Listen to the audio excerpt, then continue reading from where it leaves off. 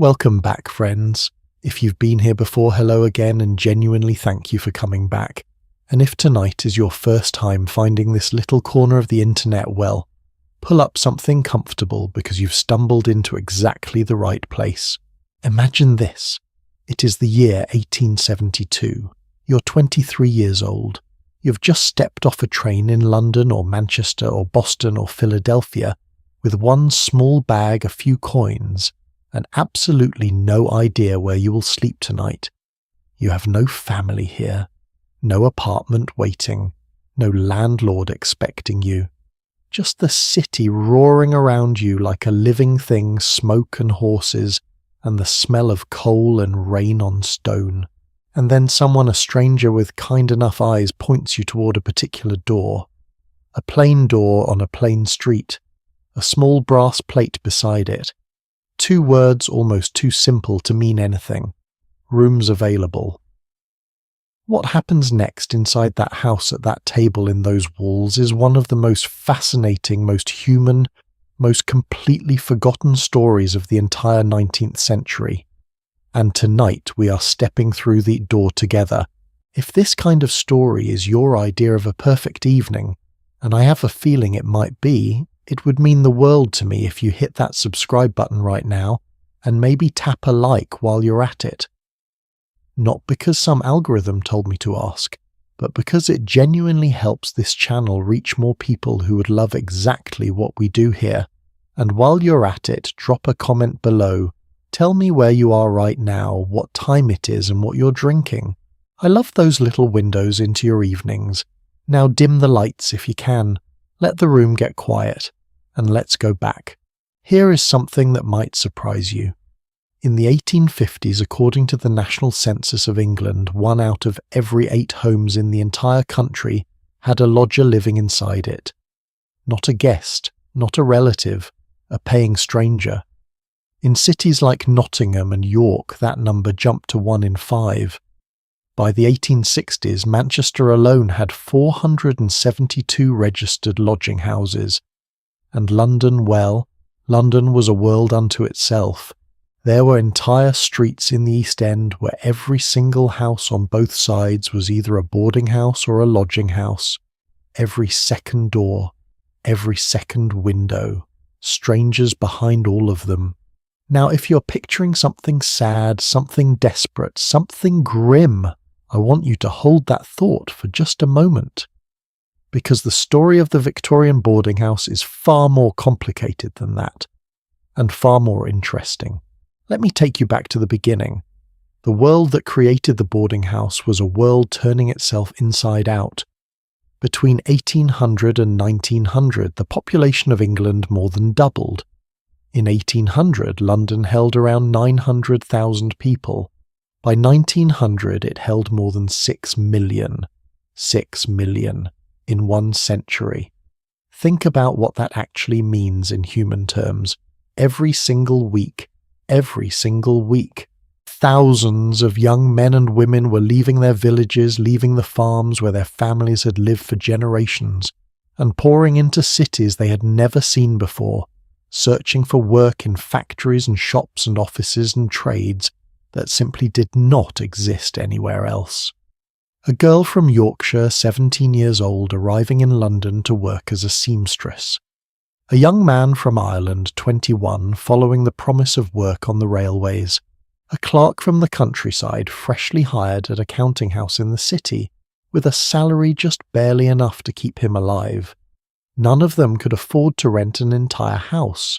None of them had the time or the knowledge to set up a household of their own. And none of them, not a single one, could cook. This last point is not a small thing. In the Victorian era, cooking was not simply a skill. It was an art form that took years to learn, required equipment that cost more than most workers earned in a month, and demanded hours of daily labour on top of an already exhausting workday. A factory worker putting in 12 hours a day had no stove, had no fire of his own, had no pots, no coal, no time. And so, as the historian Wendy Gamber wrote in her landmark study of the 19th century American boarding house workers, who could not afford to cook for themselves essentially hired other people to cook for them. That hired person had a name. She was called the landlady, and she was quietly one of the most powerful figures in Victorian city life. But we will get to her. So where did all these people go? They went to the boarding house. And here is where I want to be careful. Because the Victorian boarding house was not one single thing. It was a whole universe of different worlds stacked on top of each other, like the floors of the houses themselves. At the very top, not in terms of floors, but in terms of respectability, you had what was sometimes called the private boarding house. These were proper townhouses in decent neighbourhoods, lace curtains in the windows, a small advertisement card in the local paper, perhaps a discreet brass plate by the door no larger than a calling card. These houses catered to the respectable middle classes, the young clerks, the junior officers, the unmarried school teachers, the widowed gentlewomen who had come down a little in the world but still carried themselves with enormous dignity. Rooms in these houses were private. Meals were served at a common table, and the landlady presided over everything like a small monarch, setting the rules, enforcing the hours, deciding with a glance who was the right sort of person and who most certainly was not. Then came the working-class lodging house, cheaper, louder, rougher around every edge. These were the places Friedrich Engels wrote about in 1845 when he described the living conditions of England's industrial poor. Multiple people to a room, sometimes multiple people to a bed, a shared kitchen, a shared table, a shared stove that was always either too hot or stone cold. And then below even that were the common lodging houses, the places that the respectable Victorians crossed the street to avoid mentioning.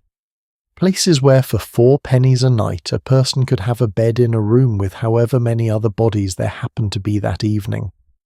The bedding was sometimes stamped with the word stolen, not as a warning but as a deterrent, the landlord hoping perhaps optimistically that a thief would not want to be caught walking through the city with a blanket that announced its own origins. Now here is the question I keep coming back to, and maybe you are asking it too. Why? Why would a person choose this? Not the desperate working-class lodger who had no other option, but the middle-class clerk, the school teacher, the young professional, people who could technically have found a room somewhere else.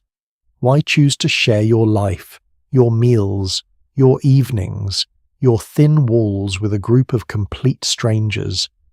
The answer is layered, and it is in many ways an answer that speaks directly to something we still wrestle with today.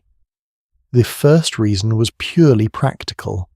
The boarding house solved the cooking problem, the heating problem, the furniture problem all in one. You arrived with your one bag and suddenly you had a bed, a pillow, breakfast in the morning, and sometimes supper in the evening. No capital required, no kitchen skills required, no coal merchant to negotiate with. Victorian workers earning what historians estimate as somewhere between 15 shillings and £1 per week simply could not afford to replicate what a boarding house provided on their own. The math did not work any other way. But here is the second reason. And this one is the one that gets me. The boarding house solved something else entirely. It solved loneliness. We tend to assume that loneliness is a modern invention, the plague of screens and social media and people staring at their phones instead of each other. But loneliness is as old as cities. When a 19-year-old girl arrived in Victorian London from a village in the north of England where she had known every face on every street, the isolation could be terrifying. There was no telephone to call home, no photograph of her mother on a screen in her pocket, just the city and its indifference. The boarding house, for all its faults, and we'll get to every single one of them, I promise you, gave her something. It gave her a table, people to eat with, faces she would recognise in the morning, someone to notice if she did not come down for breakfast. The writer and historian Joseph O'Neill, who spent years researching the Victorian lodging house, described it this way: "These people may have spent their nights sharing beds with bugs and strangers, but for many it kept them out of the workhouse and provided something that money alone could not buy: shelter, self-respect and vital companionship." Self-respect, vital companionship. Those two phrases stayed with me when I first read them, because they are not the phrases we typically use when we talk about cheap housing, and yet there they are tucked into the history of a building most of us have never thought about. Now I want to give you one more piece of this picture because it completes something important. The boarding house was not only for the poor or the struggling. Some of the most famous names in the history of English literature and American letters spent significant parts of their lives in boarding houses. Walt Whitman, the poet who gave America some of its most beloved words, boarded. Edgar Allan Poe boarded, Herman Melville boarded, Ralph Waldo Emerson and Henry David Thoreau.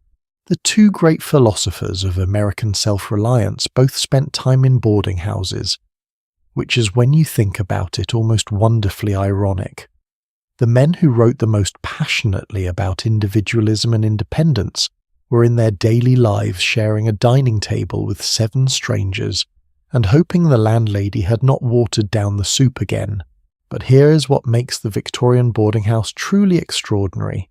It was not just a place to sleep, it was a social laboratory. For the first time in history, you had a space where people from different counties, different classes, different trades and backgrounds were forced to sit across from each other at the same table every single day and figure out how to be civil, or not.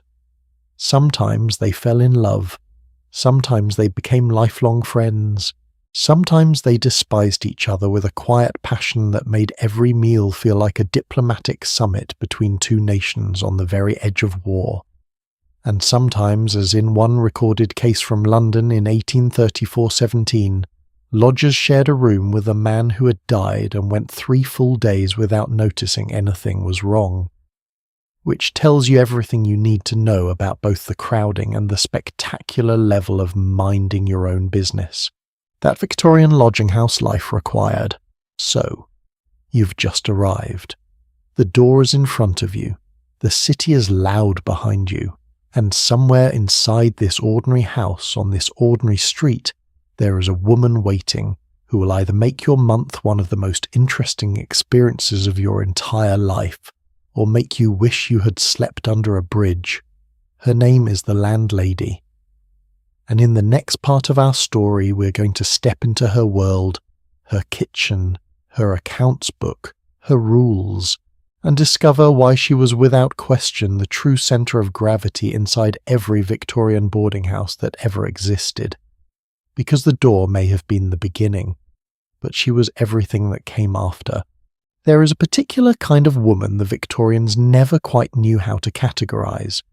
She was not a servant, she gave the orders. She was not an aristocrat, she scrubbed her own floors when nobody was watching. She was not a wife, at least not anymore.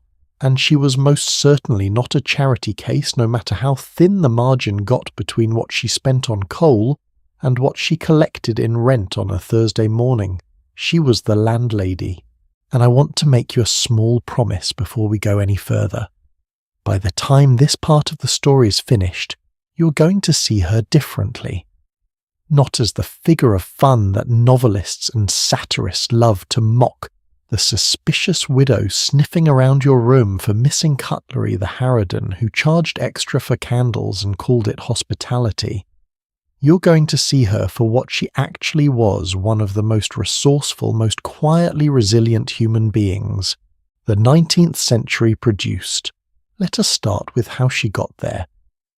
Because in almost every case, almost without exception, the Victorian landlady did not choose this life out of ambition.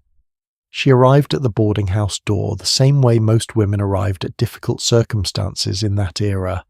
She had lost something, a husband most commonly, sometimes to illness, sometimes to accident, sometimes to the kind of slow financial ruin that the Victorian economy was extraordinarily skilled at inflicting on men who had once been comfortable and then simply were not. The historian Wendy Gamber, who spent years studying the boarding house in 19th century America, wrote that boarding house keeping was women's work almost by default that landladies, not their spouses, typically met. Lodgers collected rents and presided over dining tables. It was in Gamber's own phrase the most common refuge for women, who had no other obvious way to keep themselves alive with any dignity intact. And dignity, that was the key word. That was the whole thing. Because a widow in Victorian England who could not maintain appearances, who could not project at least the surface of respectability, faced social consequences that went far beyond mere embarrassment. She faced the workhouse. She faced destitution. She faced the quiet, devastating experience of watching the world treat her as though she had simply ceased to exist. So she opened her house instead. Think about what that actually required for a moment. She had a building, or she rented one. She had presumably some furniture. She had a kitchen, a fireplace or two, a back garden with a coal store, and she had in all likelihood nothing else. No business training, no accounting background, no commercial experience of any kind, because the Victorian era had taken considerable care to ensure that women of the respectable middle class had absolutely none. What she had was something the era valued almost as much as money, an understanding of domestic management so deep and so automatic that she had been performing it since childhood without ever thinking of it as a skill. She knew how to run a household. She knew how much coal went through a fire in a week. She knew how long a pound of mutton could be stretched across 4 mouths before it became genuinely medically questionable.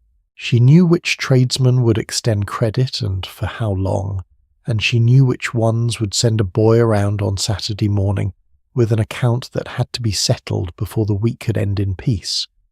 So she sat down, perhaps at a small writing desk, perhaps at the kitchen table, and she did arithmetic that had no margin for error whatsoever. Here is what that arithmetic looked like in practice. By the 1870s, a respectable middle-class boarding house in London might charge somewhere between 15 shillings and £1 per week per lodger, depending on the floor of the room, the quality of the meals included, and the reputation of the neighbourhood. A lodger on the ground floor, better rooms, parlour access paid more. A lodger tucked into the 3rd floor back, darker, noisier, closer to the roofline, paid considerably less and was expected to feel vaguely embarrassed about it.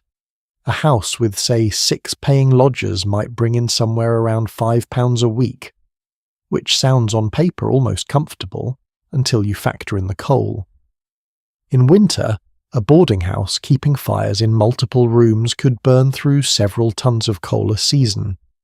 The servants' wages, even a modest house might employ a general servant and perhaps a cook, each earning between £10 and £20 a year in addition to their board. The food, the candles, the lamp oil, the constant grinding cost of linen. Because linen sheets, tablecloths, napkins, towels was the quiet financial disaster of every boarding house that ever opened its doors. It wore out, it was stolen, it was ruined by lodgers who used good napkins to clean their boots and never once mentioned it.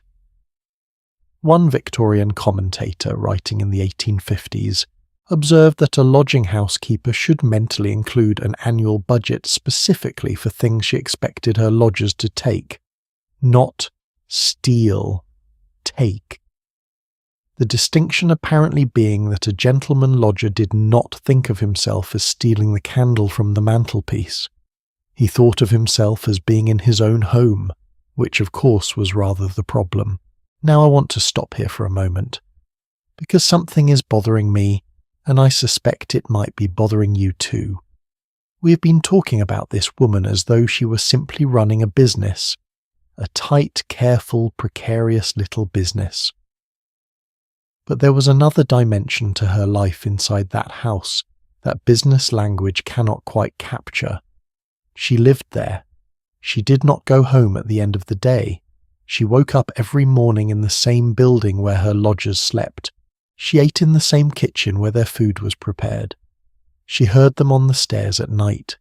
She knew when one of them had cried not because she eavesdropped, but because walls in Victorian townhouses were thin as paper, and a grown man sobbing quietly after a long day is not a sound that stays contained. She was in the most literal sense never off the clock. The historian who described her position most precisely, I think, was not a historian at all. It was Arthur Conan Doyle who gave us in his Sherlock Holmes stories the single most famous landlady in the history of English literature, Mrs. Hudson of Baker Street. Watson described her in the story of the dying detective as a long-suffering woman. Not only was her sitting room invaded at all hours by strange and often unsavoury visitors, but her remarkable lodger showed an eccentricity in his life, which must have sorely tried her patience. His incredible untidiness, his habit of firing a revolver at the wall during moments of boredom, his chemical experiments that filled the house with smells that made guests ask with genuine alarm whether something had died. And yet Watson noted his payments were princely. The house, he said, might have been purchased at the price Holmes paid for his rooms over the years. Doyle understood something about the landlady's world that most of his contemporaries either missed or chose not to examine too carefully. She tolerated what she tolerated because she had to, and she extracted what she could in return. That was not callousness, that was survival. But here is the thing that I find genuinely extraordinary about her, and I want you to hold this thought because I think it changes the whole picture. She had power, real power, the kind that does not announce itself loudly, but that shapes every single interaction in a household from dawn to dark. She decided who got a room and who did not. She set the rules. She controlled access to warmth, to food, to the small comforts that made the difference between a bearable life in a strange city and a completely wretched one. She could and frequently did turn a lodger out on a week's notice for any reason that suited her. Too loud, too late, too many suspicious visitors, too many bottles of something coming up the stairs after 10 in the evening. In a world that gave women almost no formal authority over almost anything, the boarding house was a tiny sovereignty entirely her own. She was the absolute monarch of 40 feet of terraced townhouse on a respectable but not fashionable street in some Victorian city, and within those 40 feet her word was law. Have you ever thought about how rare that was? In a century that did not allow women to vote, that made a married woman's property legally her husband's, that expected a woman of any standing to be dependent on a male relative for almost every formal transaction she might need to conduct. The landlady answered to nobody. She collected rent herself. She signed contracts herself. She hired and fired servants herself. She threw people out herself if it came to it. The Victorian satirists who made such sport of the domineering landlady, the cartoons of her looming in doorways, arms crossed, face like a thundercloud, were, I think, rather more nervous about her than they wanted to admit. Let me tell you about one specific woman because I think she brings all of this to life in a way that general history sometimes fails to do. Her name was Charlotte Clark. She ran a boarding house in the south of England in the 1860s and 70s, and what we know of her comes from the local newspaper accounts of her time, the sort of notices a provincial paper would run about a well-known local figure. She was described in one such account published around the time of her death in the early 1880s as having been in public business for longer than any other landlady in the town. Her amiable and obliging manners, the notice said, had won her many friends. That phrase, amiable and obliging, is worth unpacking, because in the context of boarding house management, amiable and obliging did not mean passive. It meant skilled. It meant the particular and demanding art of making 12 different personalities, with 12 different requirements and 12 different temperaments, feel simultaneously at home, while quietly ensuring that none of them cost her more than they were paying. That is not a small skill. Honestly, it is a skill that most people working in hospitality today would recognize immediately and respect enormously. And yet she was exhausted. This is the part of the story that the cheerful histories of Victorian resourcefulness tend to skate past a little quickly. Because the boarding house was not for the woman running it a fulfilling entrepreneurial adventure. It was relentless. She was up before the servants. She was the last one to know the fire had gone out in the dining room. She was the one who had to manage the delicate social crisis. When the lodger in the second floor front told her very quietly and with great offence that the lodger in the second floor back was using the shared landing at 4 a.m, and being, in his words, thoroughly unreasonable about the hour. She was the one who had to sort out the linen accounts every week, decide which tradesman to pay this week, and which to defer to next, calculate whether she could afford a new blanket for the room that had complained about the cold, or whether the old one would survive another winter with one more repair. Wendy Gamber's chapter on the economics of boarding house keeping gives it perhaps the most honest title in the entire academic literature on the subject. She called it the most cruel and thankless way a woman can earn her living. I want to be honest with you about something. I have read a lot of Victorian social history. A lot. And the women who run through most of it are queens, aristocrats, reformers, writers, women who left records of their own, because they had the education and the platform to do so. The landlady almost never wrote about herself. She was too busy. What we know of her comes from the lodgers who mocked her in their memoirs, the novelists who used her as comic relief, the court records when a dispute over rent or a week's notice went badly enough to require a magistrate. In all of that accumulated noise, her own voice is remarkably quiet. Which makes me think, and maybe this is just me being sentimental, but bear with me for a moment, that the most honest monument to the Victorian landlady is not any individual woman's story. It is the fact that without her, the entire mechanism of Victorian urban life would have seized and stopped. The factory clerks would have had no breakfast. The young doctors would have had nowhere to study. The spinsters on limited incomes would have had no respectable roof over their heads. The whole magnificent, grinding, impossible city, London, Manchester, Birmingham, Philadelphia, Boston, New York, ran in part on the invisible labour of a woman who woke before dawn, kept the coal budget in her head, and charged 15 shillings a week for a room. That was probably worth every penny she asked. And she had one more quality. One last thing I want to leave you with before we step through the rest of this house. She noticed. She noticed everything. She noticed which lodger had not eaten his breakfast 3 mornings in a row. She noticed which one came home later, and later each week, and started looking thinner through the face. She noticed which young woman had begun receiving letters with a particular postmark every Wednesday, and she drew her own quiet conclusions without saying a word. Mrs. Hudson Watson noted threw herself into violent hysterics when Sherlock Holmes returned from apparent death after 3 years. Not because he paid well, because she had noticed for 3 years the empty rooms, the cold grates, the absence of that impossible man who had made her house feel against all reason like something was always happening inside it. The Victorian landlady noticed the life in her house, the way a gardener notices the state of every plant in a greenhouse, not with sentiment exactly, but with a particular attention of someone who understands that she is responsible for all of it.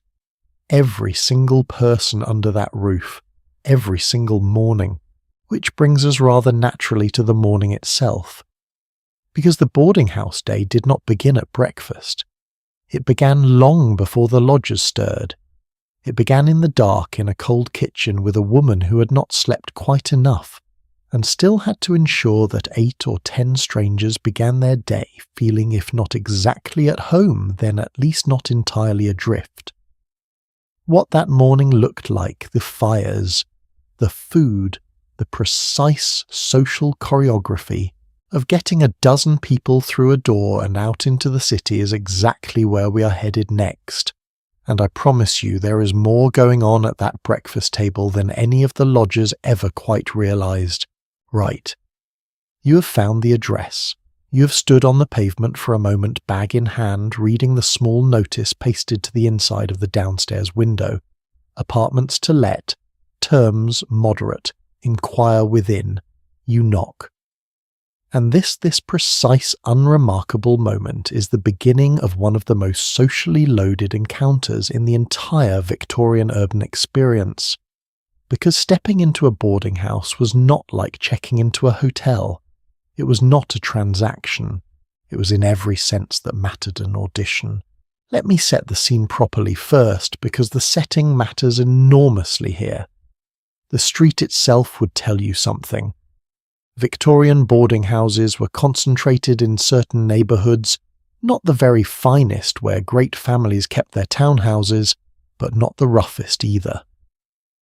They clustered in that wide middle ground, Bloomsbury in London, the streets around Manchester's commercial district, the respectable but slightly faded terraces of Edinburgh's New Town, the boarding avenues of Boston, Philadelphia and New York. These were areas where the houses were solid brick-built 4 or 5 stories tall, where the streets were paved and the windows had curtains, and someone swept the front steps most mornings. Respectability was the whole point. It was the product being sold more than the bed, more than the meals, and the moment the door opened you were being assessed for whether you fit. Now the Cassell's Household Guide, the great Victorian domestic Bible published in the 1880s, had very specific advice for lodgers about this first encounter. It said that a lodger should arrive with a clear sense of their requirements, state them plainly and without pretension, and be prepared to provide when asked a character reference. A character reference. Let that sink in for a moment. Before you could unpack a single shirt, before you'd seen your room, before you had any idea whether the mattress was tolerable, or the wallpaper was the kind that made you slightly uneasy after dark, you had to prove to the satisfaction of a woman who had known you for approximately 4 minutes that you were a person of reliable character. This was not a formality. It was absolutely real. A respectable middle-class boarding house landlady would write to your previous employer, your clergyman or a family acquaintance, whoever you had offered as your reference, and she would wait for the reply before she handed you a key. The writer Jerome K. Jerome, who spent a large portion of his early career moving through London boarding houses in the 1870s and 80s, recorded his experiences with a kind of fond exasperation.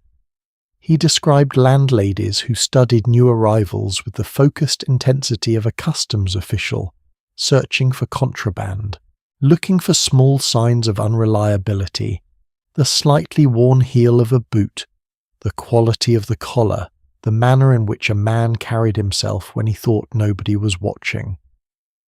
Jerome, who went on to write the comic masterpiece 3 Men in a Boat, understood that the boarding house was its own kind of theatre, and that you were expected to perform your social class convincingly from the very first second you crossed the threshold.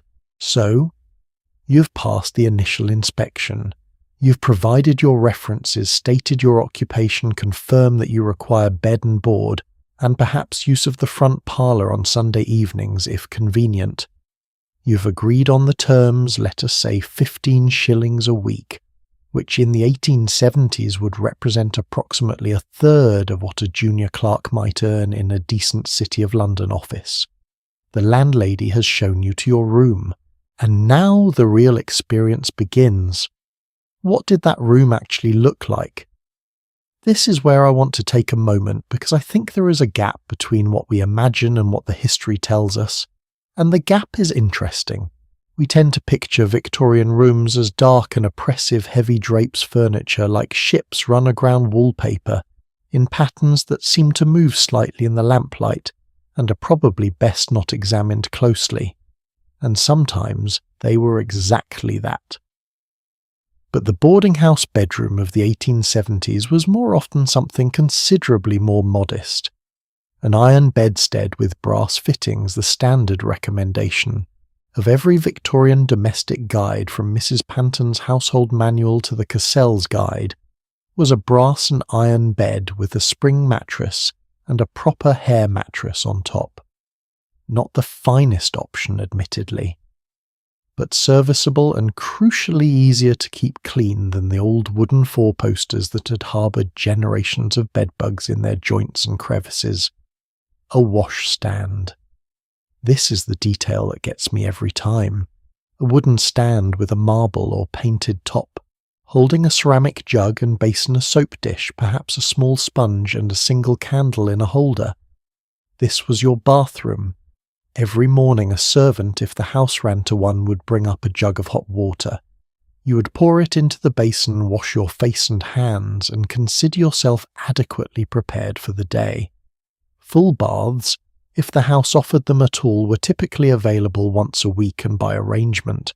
A portable hip bath might be carried to your room and filled by hand, a process involving multiple trips up the stairs with heavy jugs that the servant clearly did not relish, and that you were therefore expected to request sparingly with appropriate gratitude.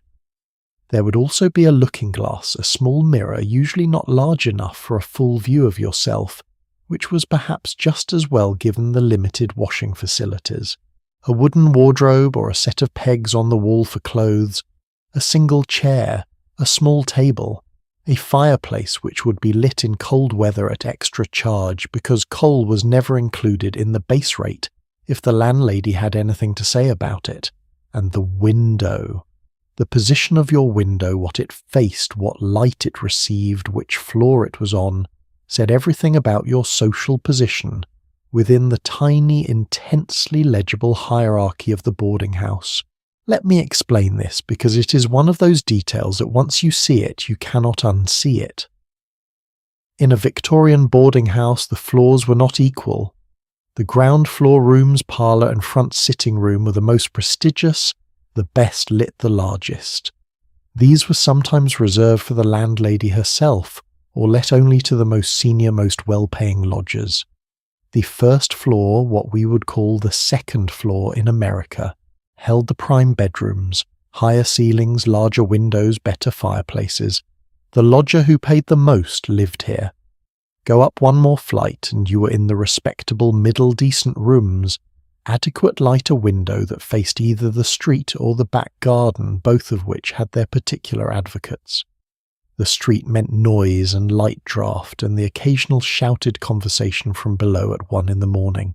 The garden meant quiet, damp mornings, the smell of someone's laundry, and the private knowledge that you could hear with perfect clarity every word spoken by the occupants of the ground floor kitchen.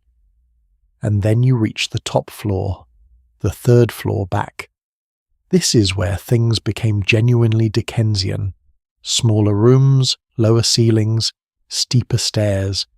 In winter, the farthest possible distance from whatever heat the house generated.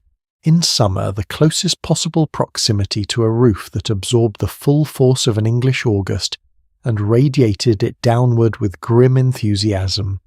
The top floor back was where you lived if you were young, poor and starting out, or if you were old, quiet and had ceased to care. The novelist George Gissing, who spent years in London boarding houses in the 1880s and turned the experience into some of the sharpest social fiction of the Victorian era, described the symbolic weight of the upper floors with a precision that I think still lands today. To rise in a boarding house, he suggested, was not merely to get a better room.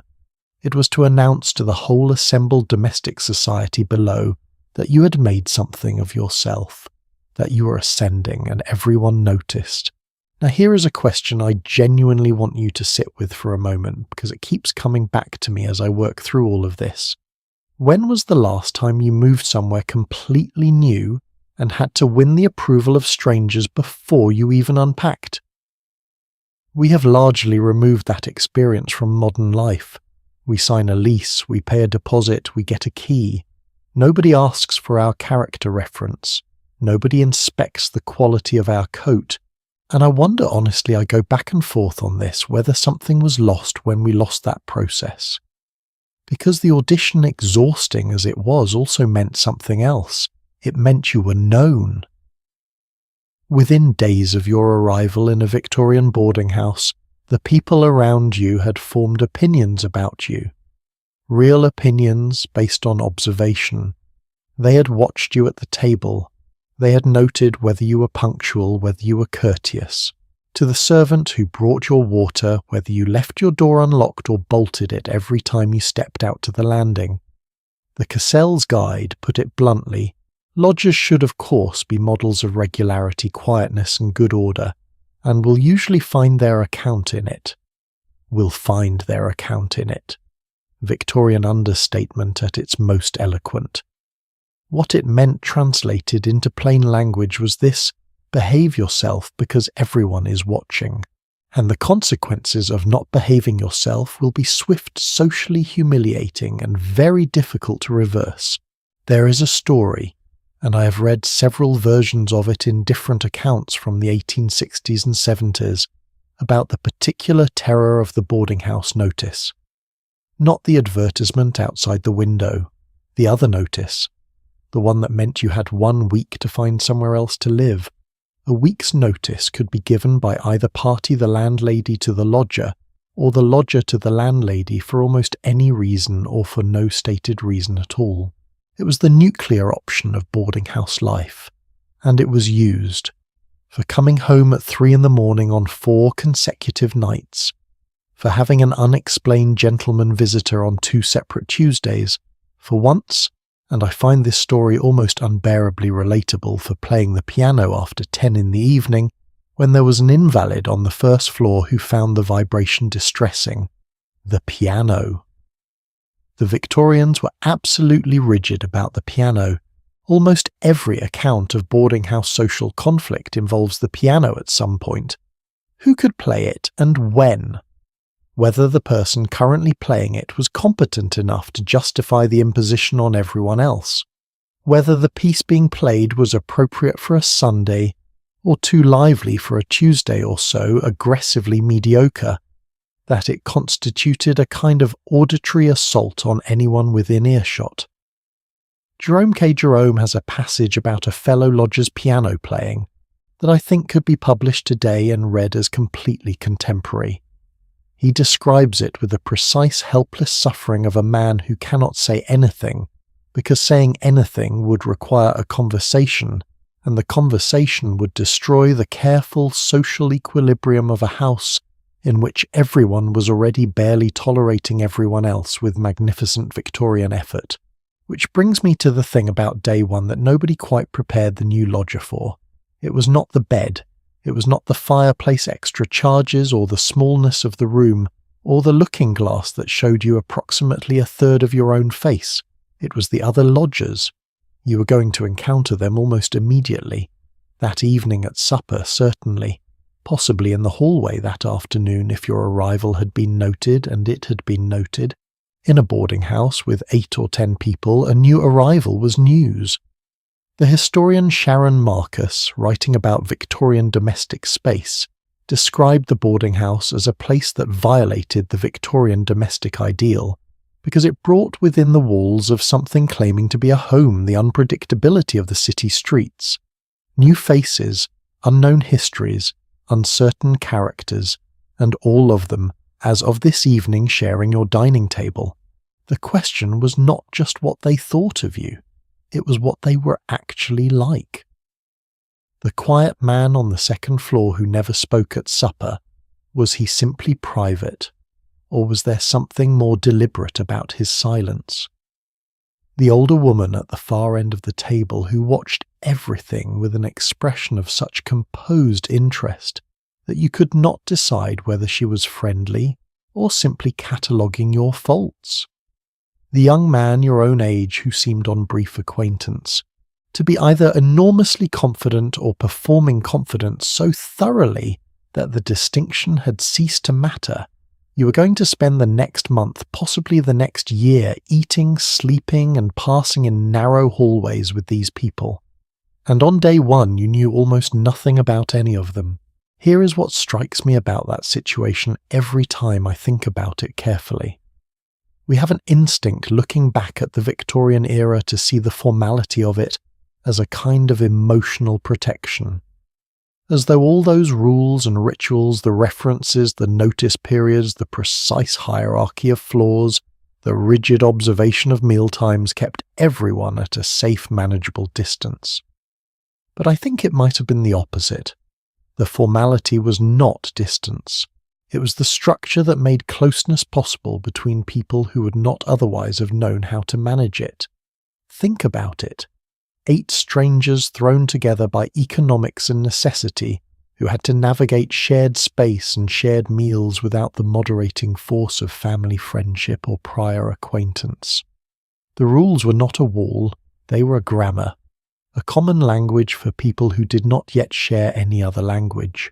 And on day 1, sitting at that table for the first supper, watching the other faces in the gaslight, listening to the careful, performative conversation of people who were all simultaneously deciding how much of themselves to reveal that grammar was the only thing between a household and the quiet, grinding social disaster of 8 people who could not figure out how to coexist, which is why supper mattered so much more than just the food. And the actual food that appeared on that table, who decided what it was, how much of it there was, what it told you about the financial health of the house, and the ambitions of the landlady. That is exactly what we're going to dig into next, because the Victorian boarding house dining table was its own entire universe, with politics and alliances and unspoken truces that would take us a solid hour to fully unpack. And I think by the time we're done, you're going to look at every shared meal you have ever eaten in a slightly different light. Somewhere in the middle of the 1870s, a writer named Thomas Butler Gunn sat down and produced one of the most entertainingly furious books ever written about American boarding house life. He called it The Physiology of New York Boarding Houses, and in it he described the boarding house dining table with such precision, such barely contained outrage, and such detailed forensic attention to the precise temperature of the soup, the dimensions of the butter portions, and the exact technique by which a practiced landlady could serve 12 people what appeared to be a generous pot of stew, while actually feeding none of them quite enough that I've been thinking about it ever since. Because Gunn was writing about New York in the 1850s, but everything he described, every single grievance, every social maneuver, every tactical deployment of the breadbasket was happening simultaneously in London, Manchester, Edinburgh, and Boston. The boarding house dining table was a universal experience, and it was not comfortable. Let me describe the scene first, because you need to be able to picture it clearly. The dining room was in most boarding houses the most important room in the building. Not the most comfortable, not the most elegant, but the most important in the way that a stage is important, because everything that mattered about the social life of the house happened here twice a day, whether the participants wanted it to or not. The table itself was long enough to seat 8 or 10 people with varying degrees of elbow room depending on how many the house was running at full capacity. It was covered with the tablecloth, usually white, frequently showing in the bright morning light the evidence of last night's dinner that the wash had not entirely removed. At one end sat the landlady. This is important. The landlady did not simply oversee the table from a distance. She sat at it. She presided.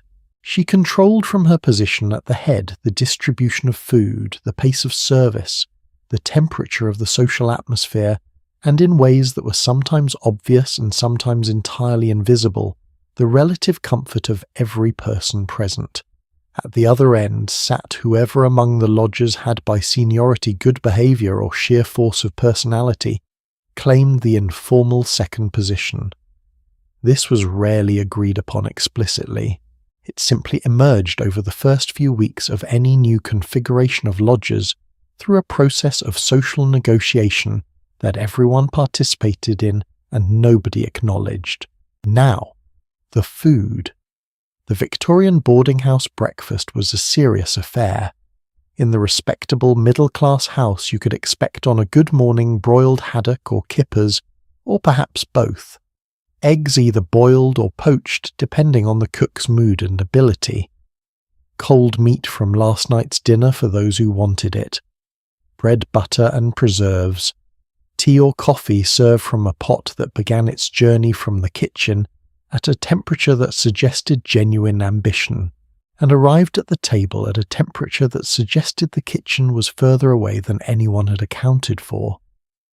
The prices at a respectable City of London boarding house in the 1870s, and these are documented figures recorded in a Victorian guide to London lodgings, were approximately 3 shillings for bed and breakfast, with dinner running to an additional 2 shillings for a chop or a steak. Tea with a chop was 1 shilling and sixpence. Tea without a chop was 1 shilling. What those numbers tell you, if you study them long enough, is that the economics of the boarding house table were calibrated to the absolute last halfpenny. Every item had a price, every extra an additional egg, a second helping of bread. The small pot of marmalade that appeared on the table at breakfast and mysteriously reappeared at every breakfast for a fortnight until somebody finally ate. It was accounted for somewhere. In the landlady's mental ledger, dinner was the main event. In most boarding houses, dinner was served in the early evening around 5 or 6 o'clock for working households, later in the houses that catered to a more leisurely set. And here the class politics of the table became visible in a way that even the most careful social tactician could not entirely manage. There were a phrase in Victorian America that I love with my whole heart: the boarding house reach. It referred to the particular practiced move of a long-term lodger leaning far across the table, arm fully extended, claiming the best piece of whatever was on the communal dish before anyone else could get to it. The food was placed in the centre of the table, and everyone served themselves or served each other in a performance of politeness that could run either direction genuine generosity or the kind of aggressive courtesy by which you secured your own portion, while appearing to prioritise someone else's. The boarding house reach was a survival skill. It was also considered by anyone who did it conspicuously absolutely mortifying. The etiquette guides of the 1880s were emphatic on this point. One should never appear to scramble for food. One should wait, serve the lady seated nearest, and take whatever remained with every appearance of contentment. In practice, of course, those who waited often got the boiled turnips, while those who reached got the mutton. And so the table was every evening the site of a small, elaborate, silent war between what Victorian society demanded people appear to be, and what Victorian boarding house economics actually required of them. Here is something I want to sit with for a moment, because I think it is genuinely overlooked in most accounts of Victorian domestic life. The food in a boarding house was not always bad. It was sometimes very good depending on the landlady's skill and financial position. But it was almost always the same. The mid-Victorian boarding house worked on a rotation of dishes that any lodger who stayed more than 2 weeks could predict with the precision of a railway timetable. Sunday was the anchor. Sunday dinner was the best meal of the week. A boiled joint, usually mutton or beef, sometimes pork with potatoes, and whatever vegetables were in season, and perhaps a pudding for those houses that ran to that sort of thing. Monday's dinner was yesterday's joint served cold with potatoes and pickles. Tuesday a stew made from whatever remained of the joint extended with onions and carrots, and served thickened with a little flour, in a sauce that was described as gravy, and that bore a relation to gravy approximately as close as a drawing of a horse bears to the actual horse. Wednesday, something involving potatoes, possibly alone. Thursday fish if the house was good. If the house was less good, Thursday was the day you seriously considered whether you might prefer to eat at the chop house down the street, and simply charge it to your own conscience. Friday fish again, or soup. The soup in boarding houses of uncertain quality was a particular subject of lodger folklore. It was described in various accounts from the period as thin as suspiciously coloured, as containing textures that defied identification, and as having a temperature range of anywhere from nearly hot to actively cold, in a way that suggested it had met the kitchen fire only briefly and on poor terms. Brown Windsor soup, the specific variety associated with boarding house culture, became so notorious in its combination of pretentious name and questionable contents that one Victorian food historian described it as a soup largely associated with shabby boarding houses trying to sound posh, which I find both perfectly accurate and deeply, deeply funny. But here is what the food was actually about. The food was not only nutrition, the food was information. A breakfast that arrived punctually at the same time each morning, hot, adequately portioned, served without comment, told you something about the financial health of the house. It told you the landlady was solvent, that the coal merchant was still being paid, that the cook, if there was a cook, had not quit in the night. A breakfast that arrived late lukewarm with the bread slightly stale, and the butter in quantities that suggested it had been rationed with a teaspoon, told you something else entirely. It told you the house was in difficulty. It told you to check whether the week's rent was about to become a negotiation rather than a simple transaction. Long-term lodgers became extraordinarily skilled at reading these signs. They watched the tablecloth, a slightly yellowed tablecloth still crisp on Monday morning but showing by Thursday the archaeology of the week's meals that was the tablecloth of a house managing adequately. A tablecloth that appeared on Monday already soft and limp and bearing stains that had outlived multiple washes that was the tablecloth of a house in difficulty. They watched the butter dish. The butter dish in Victorian boarding house law occupied approximately the position that the canary did in a coal mine. Its contents told you everything worth knowing about where the house stood this particular week. And then there was the conversation. Victorian dining etiquette was extremely clear about what should and should not be discussed at table. The Guide à Deportment, published in 1882, stated with great authority that for one or two persons to monopolize a conversation which ought to be general is exceedingly rude. Letters, newspapers, and books should never be brought to the table. Heated debates on religion or politics were firmly discouraged. The tone was to be pleasant, the subjects light the conversation a gentle social lubricant that allowed 8 strangers to spend 45 minutes in proximity without anyone saying something that could not be taken back. In practice, the boarding house table produced conversations that were some of the most exquisitely tense in Victorian social life, because the people sitting at that table were not in fact a collection of socially matched individuals whose paths had crossed through choice. They were an accident of economics. Sitting around the same board you might find a retired army officer who had strong opinions about the current government, and no particular inhibitions about sharing them. A young schoolteacher who held opposing opinions with equal fervour, but had been raised to believe that expressing them at table was unseemly. A travelling salesman, a bagman in the Victorian phrase, who had told the same 3 stories so many times that the other lodgers could deliver them from memory, but had not yet informed him of this fact.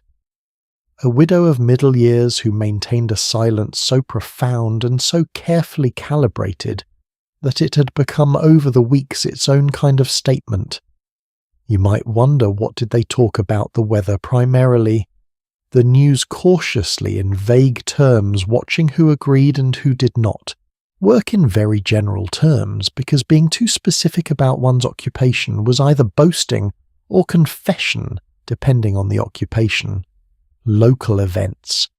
The food itself always with careful surgical ambiguity, so that a complaint about the soup could be phrased if necessary as an observation that soup was so very dependent on the cook's mood, was it not? The landlady sitting at the head of the table received these observations with an expression that conveyed nothing. She'd heard them all before. She would hear them again. She was not in any meaningful sense personally wounded by a comment about the temperature of the soup, but she remembered who had made it, and she filed that information away in the same mental ledger where she kept the coal expenditure and the weekly bread account. There is a particular dynamic that I think about sometimes when I consider the Victorian boarding house table, and I think it maps onto something recognisable in modern life. Think about shared office kitchens. Think about the communal refrigerator and the person who eats other people's labelled lunches, and the passive-aggressive note that appears on the microwave, and the elaborate social contract that governs how long you are permitted to stand in front of the coffee machine, before someone behind you begins to radiate meaningful impatience. None of this was invented in the 20th century. We just moved it to a different room. The Victorian boarding house table was the original shared kitchen, and the politics that governed it were in their essential nature exactly the same. The management of limited resources among people who had not chosen each other under social rules designed to prevent any individual grievance from becoming a crisis that disrupted the functioning of the whole. I want to tell you about one specific practice at the Victorian table that I think is the perfect illustration of how all of this worked, or rather how it was supposed to work and occasionally spectacularly did not. The seating plan. In a well-managed boarding house, the landlady decided who sat where. This was not arbitrary. It was in fact one of the most politically significant decisions she made each week. The etiquette guides of the period Debrett's Cassels, the various domestic manuals, all agreed that good host places guests so that their qualities complement rather than clash. A good talker in the centre where all can hear him. Not two people of the same profession beside each other, for they would fall into exclusive conversation. The timid and the confident well distributed around the table. In the boarding house, this principle operated on a different axis. The landlady seated her most reliable payers near her where she could keep them close. She seated new arrivals at the far end where they could be observed before being trusted with proximity.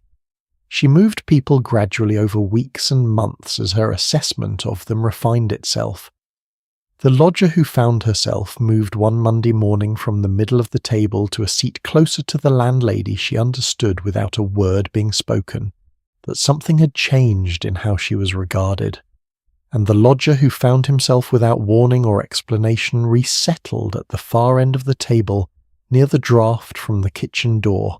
He knew with cold certainty that he had done something or failed to do something, and that the recovery, if recovery was possible at all, was going to require very careful work. The boarding house table was many things at once. It was where people were fed. It was where they were judged. It was where alliances were formed over shared exasperation about the soup, and where quiet, durable antagonisms were born over a seat that had been taken too many times, or a dish that had been served 3 weeks running without any apparent awareness that it had been served twice before. And it was where sometimes something genuinely beautiful happened, because occasionally, not always, not reliably, but occasionally a table full of strangers became over months of mutual endurance something that resembled a community, not a family. The Victorians were careful about that word. The boarding house was not a family, and everyone at the table knew it. But something, a group of people who shared the same tablecloth on Sunday, who had heard each other's limited conversational repertoire until they could predict the next sentence, who had noticed each other's absences and been in some cases quietly unexpectedly concerned. The sociologist might call it an involuntary community. The Victorian might call it simply a house. But whatever you call it, it mattered.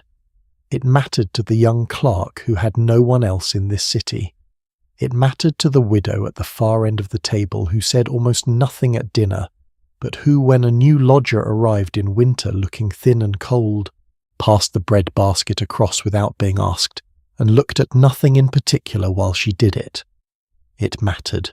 And if the dining room was the public stage of boarding house life, the place where people perform their social selves with great care and moderate success, then there was another room in the house where no such performance was possible, the bedroom. And what happened behind those thin walls in those small rooms in the hours between when the table was cleared and when the house came back to life in the morning, that is a story worth telling on its own. Because the Victorian boarding house bedroom was not simply a place to sleep. It was the only private space most lodgers had in the world. And in a house full of strangers, the things people kept in that space, the things they hid, the things they could not help revealing, the things that seep through the walls whether they wanted them to or not, those are the things that tell you who Victorian people actually were when nobody at the dining table was watching. Something shifts when the dining room empties. The plates go back to the kitchen. The conversation dissolves into the evening air. The gas lamps are turned lower one by one until the hallway is just a long tube of amber shadow, and the house begins to breathe differently, slower, quieter. The particular quiet of a building full of people trying not to be heard. You climb the stairs, and when that door closes behind you, something rather remarkable happens. For the first time since morning, you are completely alone. There is a sentence that has stayed with me since I first read it in the work of historian Judith Flanders, who spent years reconstructing the interior lives of Victorian households. She wrote that the bedroom in a Victorian home was the room where the self was permitted to exist without an audience. In the parlour you performed, at the dining table you negotiated, in the hallway you managed. But in the bedroom, that 12 by 10 foot rectangle of iron and plaster and faded carpet, you were briefly yourself. For a boarding house lodger, that distinction was not abstract. It was the entire psychological survival of the experience. Let us take stock of what you actually had in that room. The iron bedstead with brass knobs at the corners, a horsehair mattress on top of a straw, the hierarchy of comfort encoded right there in the layers. 3 pairs of sheets was the standard recommendation for any decent house, though how recently these particular sheets had been laundered was a matter of some delicacy that the Cassell's household guide addressed with the diplomacy of a foreign minister. It suggested carefully that lodgers should ask. A washstand, the candle, a wardrobe or a set of pegs, no clothes hangers, yet those were not in general use until the turn of the century. A looking glass small enough to show you only a portion of your own face at any one time, which may have been intentional. A window facing whichever direction the architecture allowed, and under the bed the chamber pot. This is not a small detail.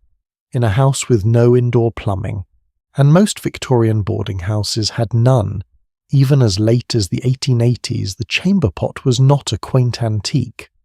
It was a practical necessity that shaped the rhythm of your night and required every morning a quiet and specific form of domestic reckoning that nobody at the breakfast table ever mentioned. Here is where I want to pause for a moment, because this is the part of the story where I think modern people most profoundly misread the Victorian experience of private space. We tend to assume that having a room to yourself meant having privacy. It did not. Not in any meaningful sense. The walls of a Victorian boarding house were not thick. They were lath and plaster, essentially compressed dust and horsehair, stretched between thin wooden slats, and what passed through them was not merely sound but the entire acoustic texture of another person's private life. You heard the man next door cough, you heard him pace at 2 a.m, you heard on certain nights the sound of someone crying, with a restraint so practiced that it was clear they had been doing it quietly for a long time. The historian Vicky Holmes, whose research on Victorian lodging arrangements draws from hundreds of coroner's inquest records and contemporary newspaper accounts, describes the boarding house bedroom as a space of radical involuntary intimacy, a place where people knew far more about their neighbours than any formal social relationship between them could account for. You knew the pattern of their insomnia. You knew when they had received a letter that disturbed them, because the pacing told you before they did. You knew the specific quality of someone else's silence that meant they were awake and thinking about something difficult. And they knew all the same things about you. This was never spoken of. It was simply known. The bedbugs were a different kind of intimacy altogether. I've been trying to think of a delicate way to address this and have decided there is none, so let us simply proceed. The Victorian boarding house bedbug problem was not a fringe concern. It was a central, documented, ubiquitous feature of life in almost every category of boarding house from the genteel to the rough. The bedbugs loved ornate furniture. They nested in the carved wooden joints of beds, in the folds of upholstered headboards, in the seams of horsehair mattresses. A Victorian mattress was from the perspective of a bedbug, essentially a luxury apartment building. The 1863 edition of a popular American household guide, Miss Leslie's Lady's House Book, warned directly that when moving into an old house with various occupants, these insects frequently made their appearance. Not might. Frequently did. Thomas Carlyle's wife, Jane Welsh Carlyle, left a vivid account of her own encounter with them that reads 200 years later, as completely contemporary in its exasperation. She flung 20 pailfuls of water on the kitchen floor, killed every bug she could find, steeped the pieces of the bed in a tub of water in the garden for 2 days, painted all the joints, had the curtains washed, and then, exhausted and furious, hoped and trusted there was not one escaped alive to tell the tale. Jane Carlyle was not a lodger. She was the mistress of her own house. Imagine then the position of the boarding house lodger, who had no authority over the furniture, no ability to order the bed steeped in the garden, and no means of addressing the problem without implying that the landlady's house was infested, which was true but socially impossible to say. Experienced Victorian travellers learned certain tricks. One account from the 1870s suggests pulling the bed away from the wall and placing each leg in a shallow dish of oil. The bugs apparently could not cross it. Whether this actually worked, or whether it simply gave the lodger the psychologically necessary feeling of having done something, is a question that history does not entirely resolve. What I find genuinely moving about the boarding house bedroom, and I mean that without irony, is not the bedbugs or the thin walls or the chamber pot. It is what people brought into those rooms from their former lives. Because here is the thing that the historical record reveals. If you look closely enough, people did not live in their boarding house rooms as if they was temporary. They made them theirs. Not in the manner of someone settling permanently.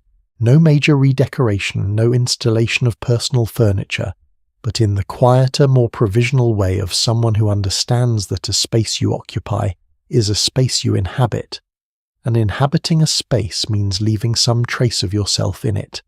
A shelf by the bed for a book, some photographs or engravings placed on the mantelpiece, a small ornament from home, the kind of object that has no particular value, and therefore no explanation, and therefore never needs to be explained to anyone. Victorian domestic guides of the 1880s were oddly specific about this kind of bedroom personalization. They recommended photographs and engravings. They discussed small brackets for china ornaments, warning with some feeling against china, twisted into outlandish forms such as dolphins, frogs, or small pink dogs. I find it impossible to read that particular warning without wondering who specifically prompted it. Someone somewhere in the 1880s had a small pink china dog on their bedroom shelf, and an etiquette writer who disapproved. The small pink dog stayed, I hope. Now, and this is the part of the bedroom story that I think matters, most people wrote letters in these rooms. The Victorian era was by any measure the golden age of personal correspondence. The penny post had made letter writing cheap. The expanding railway network made it reliable. And in a world without telephones, without any form of instant communication, The letter was the only thread that connected a young man in a London boarding house to his mother in Yorkshire, or a young woman in Manchester to her sister who'd married and moved to a market town 40 miles away. The bedroom was where these letters were written. At the small table, sometimes just the corner of the washstand which the household manuals anxiously noted was being used for ink when it was meant for water, the lodger would sit in the hour before the candle needed to be extinguished and write. What did they write about? We have some of these letters. Not many, not nearly enough, but some. They wrote about the food, which was almost always described in terms that mixed careful diplomacy with suppressed distress. They wrote about the weather, which was always worse than remembered. They wrote about the work, which was either better or worse than hoped. And sometimes, not always, but sometimes they wrote about the house itself, about the landlady in careful language that acknowledged she was likely to see the letter at some point, if left carelessly on the table, about the other lodgers described in the kind of specific wry shorthand that people develop for the characters in their immediate orbit, the man across the hall who sang while he dressed in the morning, and had an astonishing repertoire but no sense of appropriate hour, the old lady at the end of the corridor, who knocked on doors at unexpected moments offering items of food, and refusing to acknowledge any awkwardness in this. These letters are, in my view, the closest thing we have to a direct account of what it actually felt like to live in these rooms. Not the formal complaints, not the satirist's exaggerations. The quiet, honest, slightly tired voice of someone who has had a long week and is writing by candlelight, because writing is the only way they have of being fully themselves in a house full of strangers. Can I ask you something? Have you ever lived somewhere temporary, a student dormitory perhaps, or a short-term rental, or a place you knew from the first night was not going to be permanent, and found yourself against your better judgment making it yours anyway, hanging something on the wall, arranging your books in a particular order, placing something on the windowsill that served no practical purpose except to mark the space as having been occupied by you specifically? I think most of us have done this, and I think most of us understand without being able to say exactly why that it matters. The Victorian lodger understood it too. That small photograph on the mantelpiece, that book placed spine out on the shelf, that particular candle in the holder bought from the chandler's shop on the corner, rather than the cheaper ones the landlady provided, all of it said the same thing. I am here. I am a person who exists when nobody is watching. This room for the time being is mine, but here is the last thing I want to tell you about the Victorian boarding house bedroom, and it is, I think, the most unexpectedly human thing in this entire story. There is evidence in various accounts and inquest records examined by researchers like Vicky Holmes that lodgers in working-class households sometimes slept not just near their hosts, but genuinely among them, sharing rooms, occasionally sharing beds, particularly in winter. This was not considered scandalous in these households. It was considered practical. It was considered in some cases kind.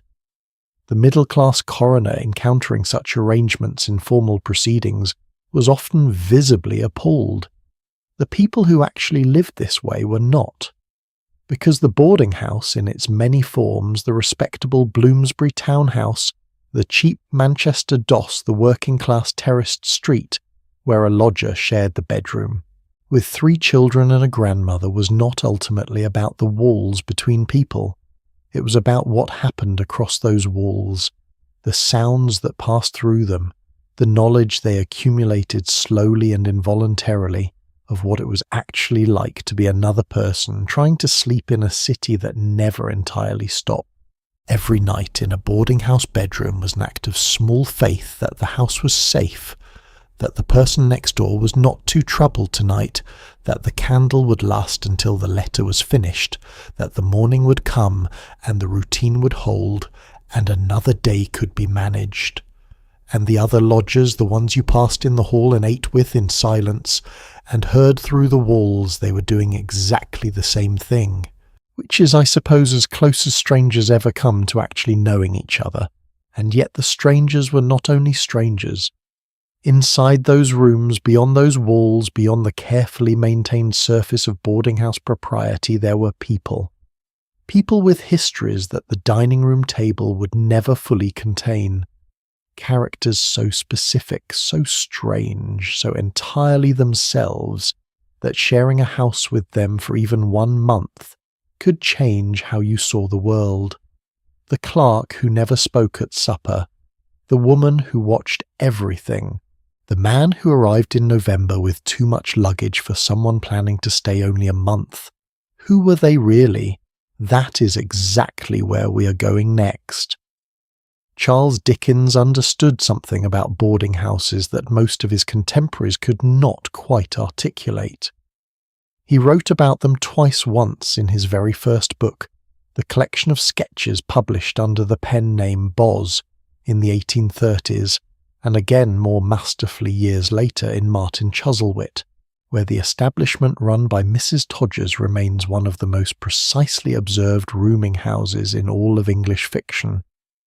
What Dickens saw, what he captured with that forensic, slightly unsettling attention that made him both loved and feared as a social observer, was that a boarding house was above everything else, a collection of human beings who had arrived from different directions and had not chosen each other. And that this unchosenness was the whole point, because families choose each other more or less, friends definitely choose each other. But the 8 people around a boarding house table on a Tuesday evening in November, they are together for one reason only. They all needed a room, and this room was available. Out of that single shared circumstance, something happened that Dickens found endlessly fascinating. People, in all their glorious, maddening, specific, unrepeatable individuality. Let me tell you who was actually in these houses. The census records the court proceedings. The newspaper notices the boarding house directories from Philadelphia, London, Manchester, Boston. All of them, when you read them closely enough, start to produce something unexpected. Not statistics, not categories, people. In one documented house on Cooper Street in Camden, New Jersey in the year 1880, a single building accommodated a young couple with an infant daughter, a middle-aged widower, a family of 7 with grown children, a grandfather with his teenage granddaughter, a widow with her 19-year-old son, and a middle-aged couple who had arrived from Germany the previous year and were learning English as fast as circumstances permitted. Among them, a bricklayer, a watchman, an elocutionist. In a working-class boarding house in New Jersey, a salesman, a dyer, a grocer, and a man whose occupation the census taker had recorded as simply labourer, which in 1880 covered an enormous range of both work and exhaustion. That house was not exceptional. That house was Tuesday. Now, among all the types who passed through Victorian boarding houses, there were certain recurring figures, characters so consistent across the literature, the records and the social commentary, that they might as well have been archetypes. The first is the one most written about the clerk.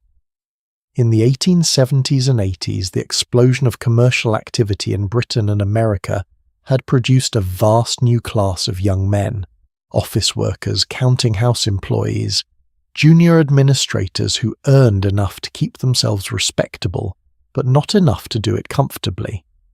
A City of London clerk in the 1870s might earn somewhere between £70 and £120 a year, depending on his seniority and the generosity of his employer. This sounds, if you do not know the period, like it might be adequate. It was not adequate. After rent, and we've established what rent looked like after food, after clothing, that had to be kept in sufficient condition to be worn to an office, where appearances counted after the cost of transport, there was almost nothing. And the boarding house clerk knew this. He performed his social class every day with the precision of an actor who cannot afford to be caught in the wings. At the table he conversed about general topics. He read the newspaper with the focused attention of someone who needed to be informed but could not afford to have opinions that might cause awkwardness. He had ambitions. Almost certainly he had ambitions. He was working towards something, promotion perhaps, or eventually a position that would allow him to leave the boarding house and establish something more permanent. George Gissing, writing from his own experience of boarding house life in the 1880s, in the novel New Grub Street described the particular ache of that in-between position, the young educated man who can see very clearly the life he wants, and is separated from it by a distance that is almost entirely composed of money and the stubborn passage of time. The boarding house was where you waited.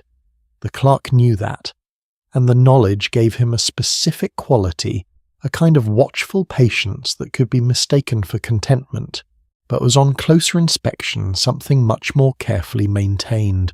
Then there was the widow. Not the landlady, that is a different story, and we have already spent time there.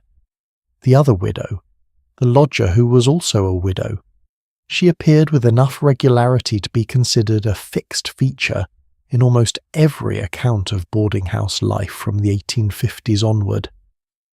A guide to London lodgings published in Cruchley's Handbook for 1865 observed with characteristic Victorian bluntness that boarding houses always contained a large admixture of people there for society, and that of this group a considerable proportion was sure to consist of widows or spinsters of extremely marriageable tendencies.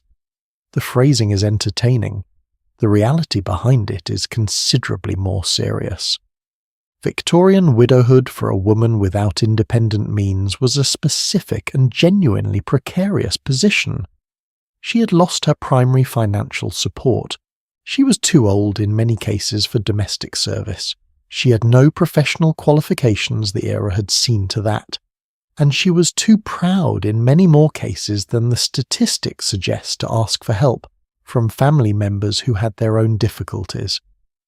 So she went to the boarding house. She took a smaller room than she was accustomed to. She brought with her usually a few good pieces of furniture items her landlady would recognize as evidence of a better past, and she installed herself with as much dignity as the circumstances permitted. At table she contributed to conversation carefully. She was in many accounts one of the most acute observers in the house, because women of her generation had spent their entire lives in the particular school of social intelligence that consisted of understanding other people without appearing to pay them any obvious attention. She noticed the clerk's fraying cuffs before he did. She noticed which lodger had received bad news that week and needed the bread basket passed across without comment. She noticed when the cook had been replaced and said nothing, and adjusted her expectations of dinner accordingly. There is a woman named Catherine Thorne who appears briefly in the historical research of Wendy Gamber. At the age of 78, following the death of her husband, she moved into a boarding house. She stayed there until her death at 89. 11 years in a boarding house, 11 years at the communal table, 11 years of dinners and conversations and new arrivals and quiet departures, and all the accumulated texture of living among strangers who became over time something that was not quite family but was not nothing either. I find Catherine Thorne's 11 years the most quietly remarkable fact in this entire story. The third figure is the one who interested Dickens most and who interested the reformers most for different reasons. The drifter. Not a criminal necessarily, not poor enough for the common lodging houses at the bottom of the scale, just unattached. In Dickens's first boarding house sketches the character he calls the bagman, the commercial traveller, the salesman who was always between places, always arriving and departing, is described as someone who adds to the house a quality of permanent impermanence. He brings news, he brings a certain energy. He also brings the particular social disruption of someone who does not need to maintain relationships with anyone in the house beyond the length of his current stay. The bagman could be rude at breakfast because he would be gone by Thursday. The permanent lodger could not afford that luxury. Joseph O'Neill, whose research into the Victorian lodging house drew on hundreds of newspaper accounts and court records, described the drifters who passed through these places as living in a twilight realm, neither at home nor settled away from home. That phrase lodged in my mind when I first read it. A twilight realm. Not darkness, not light. The particular quality of a life lived between things, between the place you came from and the place you were heading toward, between the person you had been and the person you were still becoming. And the boarding house was where you lived while all of that was being sorted out. But there was a fourth type. And this one is the most fascinating of all. The man or the woman with no name. Or rather with a name and very little else. Every boarding house had at least one of them. The lodger who had been there when current residents arrived and would apparently be there when they left. Who offered nothing of their history beyond what could be inferred from surfaces the quality of a coat, the way they held a knife, whether they spoke to the newspaper, or the newspaper spoke to them. In Dickens's boarding house sketch, one character is described as someone perceived to be a gentleman and undoubtedly occupying the first floor. He is punctual, quiet, eligible as an inmate. Beyond that, nothing. The lodgers knew his breakfast order by heart. They did not know his first name. They did not know where he went when he left the house every morning and returned exactly at 6:15. They did not know what he was thinking as he sat at the table in that particular careful silence of his. And here is the thing they did not ask. Because one of the great unspoken agreements of boarding house life was that you were entitled to be exactly as mysterious as you chose to be. Nobody owed the house an explanation. Nobody was required to account for their Monday evenings or their particular fondness for a certain window seat, or the reason they sometimes skipped dinner without notice and came down for breakfast the next morning looking as though they had slept somewhere else. The boarding house was in this sense a profoundly modern institution. It was one of the only spaces in Victorian urban life where a person could maintain anonymity without being suspected of anything in particular, where the simple fact of paying your rent on time bought you the right to be opaque. Now I want to tell you about a real house, not a fictional one, not a reconstruction, a real address in Boston, Massachusetts in the 1880s. The Harrison Gray Otis House on Cambridge Street, a federal-style mansion built in the late 18th century that had by the mid-19th century been converted into a boarding house. Its records, such as they survive, show a procession of lodgers over the decades that reads like a Victorian novel. If someone had decided to write a Victorian novel that told the truth about who actually lived in cities, rather than who made the best narrative subjects. Naval officers, physicians, newspaper editors, clerks. A widow named Mrs. George Punchard, whose husband had founded the Boston Daily Evening Traveller. A man of 57 named Francis Merrick, who had spent his entire working life as a clerk at the Boston Navy Yard, listed in the census records with a flatness that contains the entirety of an ordinary human life. Francis Merrick. Age 57, clerk, no adjectives, no embellishment. Just a man who had worked his whole life at the same desk and was living in his late middle age in a boarding house, where someone else made the meals and aired the linens, and he could sit by the window in the evenings with whatever it was that Francis Merrick, age 57, thought about. What strikes me about all of these people, the clerk with the fraying cuffs, the widow with the good furniture, the drifter who was gone by Thursday, the quiet man in the first-floor rooms, is that the boarding house asked something of all of them that almost nowhere else in Victorian life asked. It asked them to be civil to people they had not chosen, day after day, meal after meal, to pass the bread to someone whose politics they found objectionable, to maintain a pleasant expression in the presence of someone who hummed during their morning ablutions in a way that by the third week had become genuinely personal. And most of them, not all but most, managed it. because the alternative was not some idealized privacy. The alternative was the street or the doss house or a loneliness so complete that it made even the most taxing boarding house dinner preferable by a significant margin. Here is the question I keep circling back to. Do you think you would have been good at this? Genuinely, if you had lived in a boarding house for a year, sharing your meals with 8 strangers, navigating the table, the hallways, the thin walls, and the unspoken agreements, do you think you would have found it unbearable?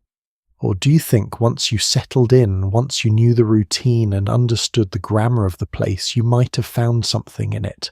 I ask because I honestly do not know what my own answer is. Part of me thinks the enforced company would have been unbearable.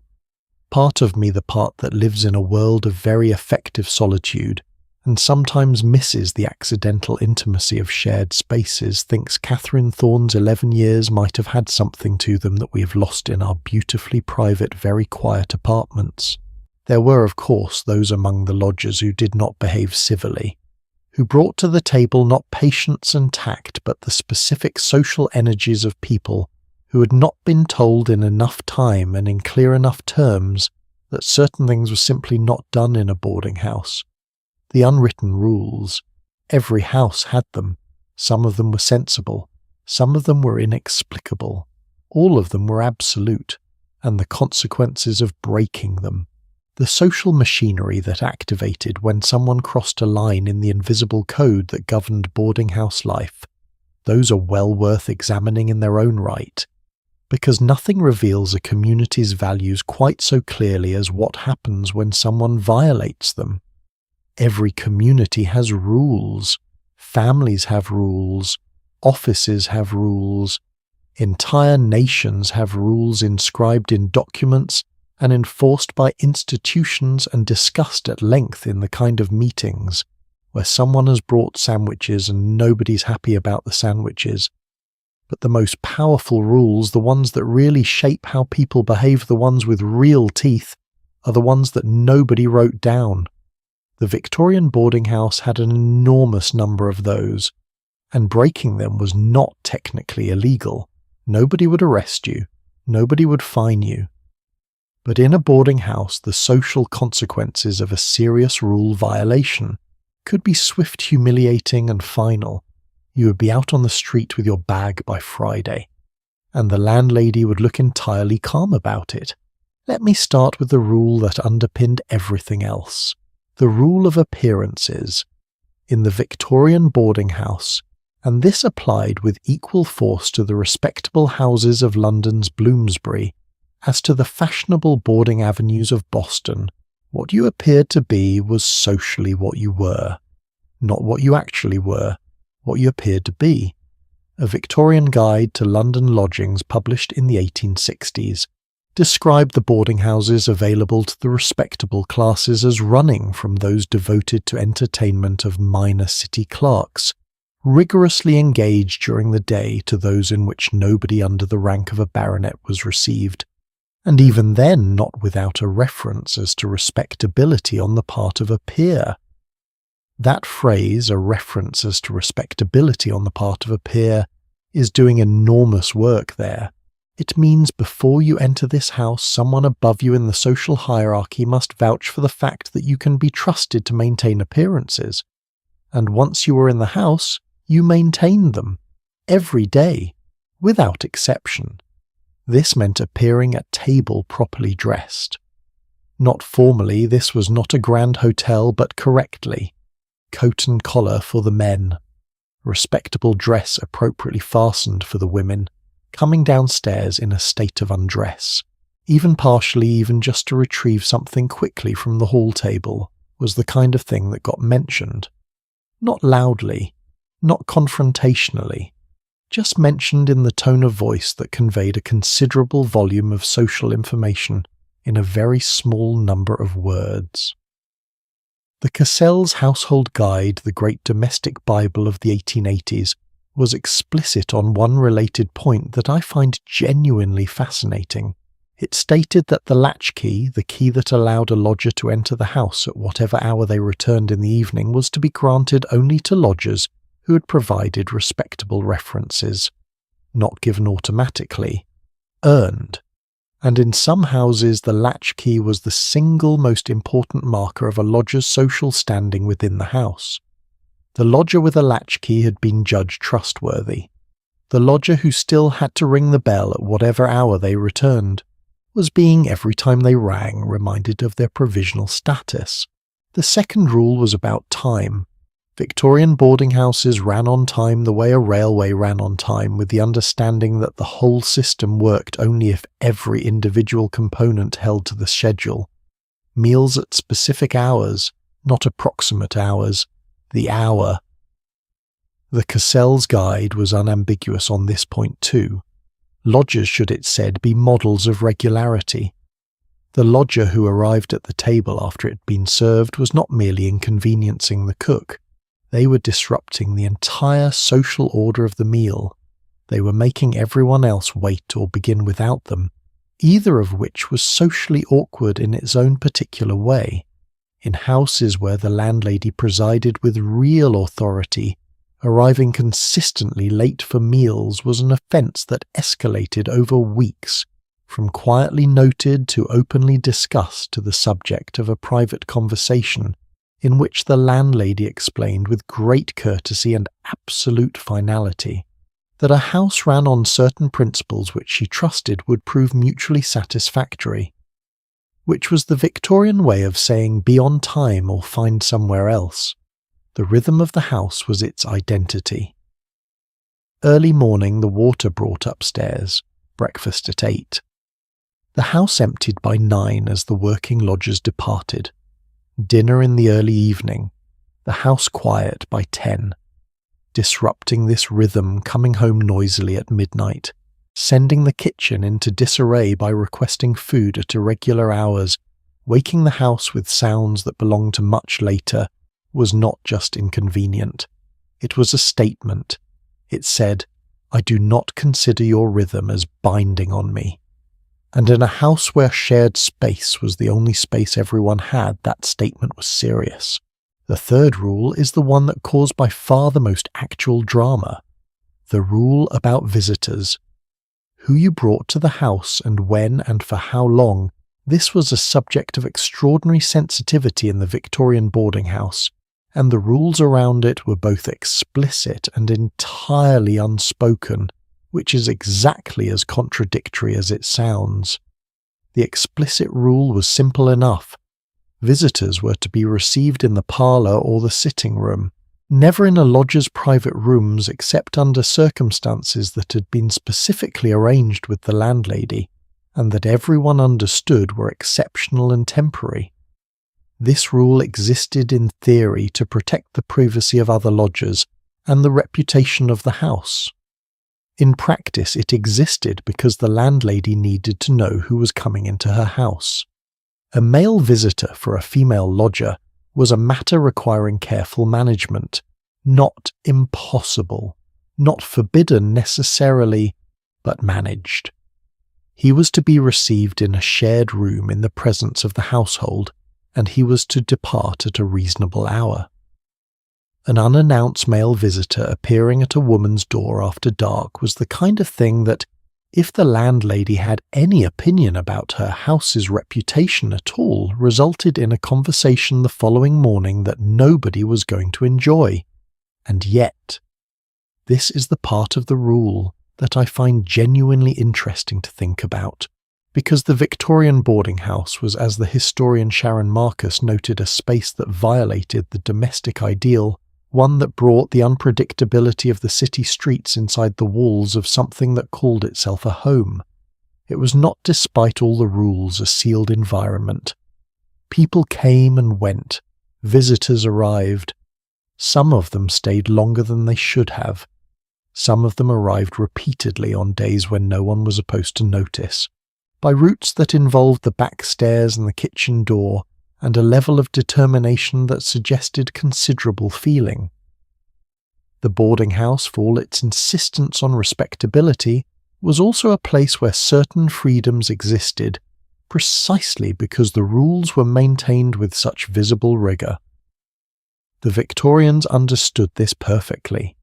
What the rules actually provided was not the prevention of complexity. They provided the structure within which complexity could exist without becoming chaos. Now let me tell you about some of the rules that were so obvious that nobody wrote them down, and which were therefore for the newcomer entirely invisible until they were violated. The rule of the armchair. Every boarding house parlour had at least one best chair or one prime position near the fire, or one particular corner of the sofa that belonged through long and uncontested occupation to a specific lodger. Not formally assigned, not discussed, but absolutely claimed as surely as if there had been a brass plate engraved with the name. This was the chair of the man who had been there longest, or the widow who took her evening tea by the window, or the retired officer who read his newspaper there every evening at 6:30 without variation or apology for 40 weeks running. To sit in that chair as a new lodger, bright-eyed and unaware, was to commit an act of social trespass that would be registered without comment by every person in the room. Nobody would say anything. That was the point. The silence was the message. And you would understand, if you had any sensitivity at all, that something had happened which would need to be addressed, that you would need at the next available opportunity to establish very clearly by your seating choices that you understood the geography of the room and would henceforth operate within it. This particular rule applied to everything in the house that was shared but not equal. The best spot at the window, the warmest end of the table, the hook in the hallway where the most senior lodger hung his coat. None of it was written down. All of it was real, and navigation of it required a kind of social intelligence that the etiquette books could advise on in general terms, but could not actually teach you. You had to read the room. And the room in a Victorian boarding house was exceptionally good at being read. There were also rules about what you talked about.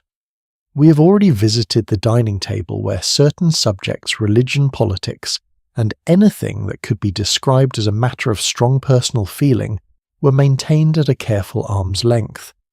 But outside the table, in the parlour, in the evenings, in the hallway in passing, in the brief exchanges that constituted the texture of shared daily life, there were additional rules that operated with similar force. You did not ask about money. This was not, in the Victorian context, simple rudeness. It was deeper than that. In a house where everyone was there fundamentally because they needed affordable accommodation, in a house where the financial margin between respectable and desperate was often thinner than anyone at the table would acknowledge, asking a fellow lodger directly about their financial situation was like pointing at a wound. It acknowledged what everyone was trying not to acknowledge, that the boarding house was for most of its inhabitants a symptom of economic limitation rather than a lifestyle choice. So it was not asked. And in not asking it, everyone maintained a fiction that was kind and slightly absurd in equal measure, the fiction that they were all simply here because they found it agreeable, that the terms were convenient, that there was nothing in the least uncomfortable. About 8 people sharing the bathroom arrangements and the tablecloth and the armchairs by the fire. The performance required of everyone at the boarding house table was a performance of contentment. Not happiness, nobody was demanding happiness, just contentment.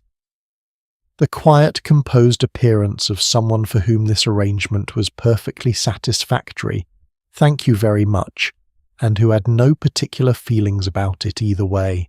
Of course, sometimes people broke the rules. Not dramatically. Not in the spectacular novelistic fashion that Dickens enjoyed, and that the Victorian periodical press reported with relish whenever a boarding house dispute made its way to the magistrate's court. Usually it was smaller than that. The slow accumulation of small infractions. The coat left on someone else's hook one too many times. The habit of arriving at breakfast and barely speaking, which was within the rules but combined with a slightly offensive quality of non-presence that communicated something more pointed than mere quietness. The lodger who played cards in his room with visitors on Sunday evenings, and whose door never quite closed properly, so that the sounds of an enjoyable time drifted into the corridor where other lodgers, who were not having an enjoyable time, could hear it perfectly. And then the calculation that the landlady made, because the landlady was in all of this the adjudicator, not a judge, not publicly. She would never have called herself that. But she held the balance in the house. She decided which infractions were noted and which were addressed. She decided which lodgers' transgressions were the result of ignorance, and could be corrected with a quiet word, and which were the result of character, which was harder to correct, and tended to mean eventually a conversation about the usual notice, 1 week. The week's notice was the boarding house equivalent of a verdict. Once it was delivered, there was no appeal. There was only the packing of the bag and the search for another address, and the careful management of the reference you would need from the landlady you were leaving if you wanted to find another house of similar respectability, which meant in practice that most people behaved themselves, most of the time, because the alternative was not just uncomfortable. It was professionally, socially, practically dangerous. And yet, and this is the thing I keep coming back to, the rules for all their weight were not cruel. I have been thinking about this for a while, and I keep arriving at the same conclusion. The unwritten rules of the Victorian boarding house were fundamentally the rules of shared life, not the rules of a prison, not the rules of a workplace, the rules of a community of people who needed each other, who needed the food, the warmth, the structure, and most importantly the mutual agreement to maintain a livable atmosphere, and who had worked out over decades of collective Victorian boarding house life how to do that. Be on time, be dressed, be civil at the table, know which chair is not yours, don't ask about money, don't bring strangers into the house without warning, keep your part of the world in a condition that doesn't make anyone else's harder. These are, I would argue, the same rules that govern every functional shared space that has ever existed. The Victorian boarding house just made them visible by placing them in a context where they could not be taken for granted, where the wrong person in the right chair could unseat weeks of carefully maintained equilibrium in a matter of minutes. There is a final rule I want to tell you about. It is perhaps the most interesting of all, the rule of not noticing. In a house of thin walls and shared tables and unavoidable proximity, there was an enormous amount that every lodger knew about every other lodger that they were expected to behave as though they did not know. The woman who had been crying again last Thursday, the man who had not paid his rent and was attempting to manage this quietly, the young lodger who had received a letter that changed the shape of their day and had come down to breakfast looking like someone who had not slept and would not be sleeping any time soon. You knew all of it, and the rule, the kindest rule in the house, was that you noticed none of it. Unless, of course, the person in question wanted to be noticed, in which case you noticed and you sat with it and you passed the bread across without comment, and that quietly, wordlessly, perfectly was how strangers took care of each other in the Victorian boarding house. It is a kind of care that I think deserves more credit than it usually gets. Not dramatic, not memorable, not the stuff of novels, just the daily, steady, reliable act of choosing to be decent to the person next to you, even when you have not chosen them, even when they occasionally sit in your chair, even when their timing at breakfast is frankly a mystery. And into this particular atmosphere of careful managed humanity, the food and the rules and the thin walls and the small acts of grace came the parts of boarding house life that the etiquette guides never quite figured out how to address. Love, gossip, ambition, secrets. The things that bloom specifically in the conditions of enforced closeness and maintained distance, which is exactly where we are headed next. Nobody in the history of Victorian social commentary ever sat down and wrote honestly about what a boarding house smelled like. Not the satirists who mocked the food, not the novelists who dramatized the social tensions, not the reformers who catalogued the sleeping arrangements with clinical attention to square footage. They all wrote around it, and the reason they wrote around it is the same reason that you, if you have ever entered an unfamiliar home and been struck immediately by a specific combination of smells, understand perfectly. Smell is intimate in a way that description is not. Smell puts you directly inside a moment with the specificity that words almost cannot reach. But let me try. Close your eyes for a moment, metaphorically at least, since you are presumably listening, and let me put you inside a Victorian boarding house on a Tuesday evening in late November around the year 1878. The coal fire has been lit in the hallway since 3 in the afternoon. Coal fires in the Victorian era did not produce the gentle romantic warmth that the imagination tends to supply. They produced heat, yes. They also produced sulphurous compound soot, and a particular thick yellowish haze that clung to the soft furnishings and gradually colonized every curtain, every cushion, and every item of clothing that spent more than an hour in the room. The impure gas of the Victorian era, historians of domestic life have noted, also gave off its own distinct smell from the wall brackets and gasoliers, a faintly sulphuric, slightly chemical undertone that Victorians were so accustomed to that they no longer noticed it unless it was absent. Add to that the kitchen, specifically the cabbage. Boiled cabbage was a constant presence in Victorian boarding house, cooking cheap filling available through most of the year. The smell of it permeated everything. Fabric absorbed it. Wallpaper absorbed it. Harriet Martineau, the Victorian writer and social reformer, once described the particular difficulty of maintaining respectable social intercourse in a room that smelled primarily of last night's dinner, and she meant this quite literally. Then add the wool. Victorian clothing was primarily wool, and wet wool in a cold hallway produces a smell that is not exactly unpleasant, but is extremely present: the tobacco. Male lodgers in particular smoked in their rooms in the parlour if allowed, in the spaces between other people's stated preferences, with the cheerful obliviousness of men who had not yet been asked to stop. And underneath all of it, the house itself.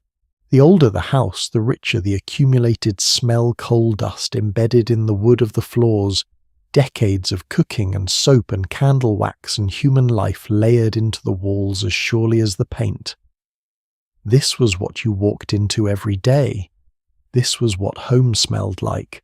Now I want to be careful here, because there is a temptation when describing the sensory texture of the past to land too heavily on the unpleasant, to turn history into a kind of guided tour of discomfort, where the point is always how much better we have it now. That is not the point I am making. Because within all of that, the coal, the cabbage, the wool there were also the smells that people loved, the specific comfort smells of the Victorian boarding house, that I think we have lost and that I think we occasionally miss without quite knowing what we're missing. The smell of bread being toasted over the fire at breakfast.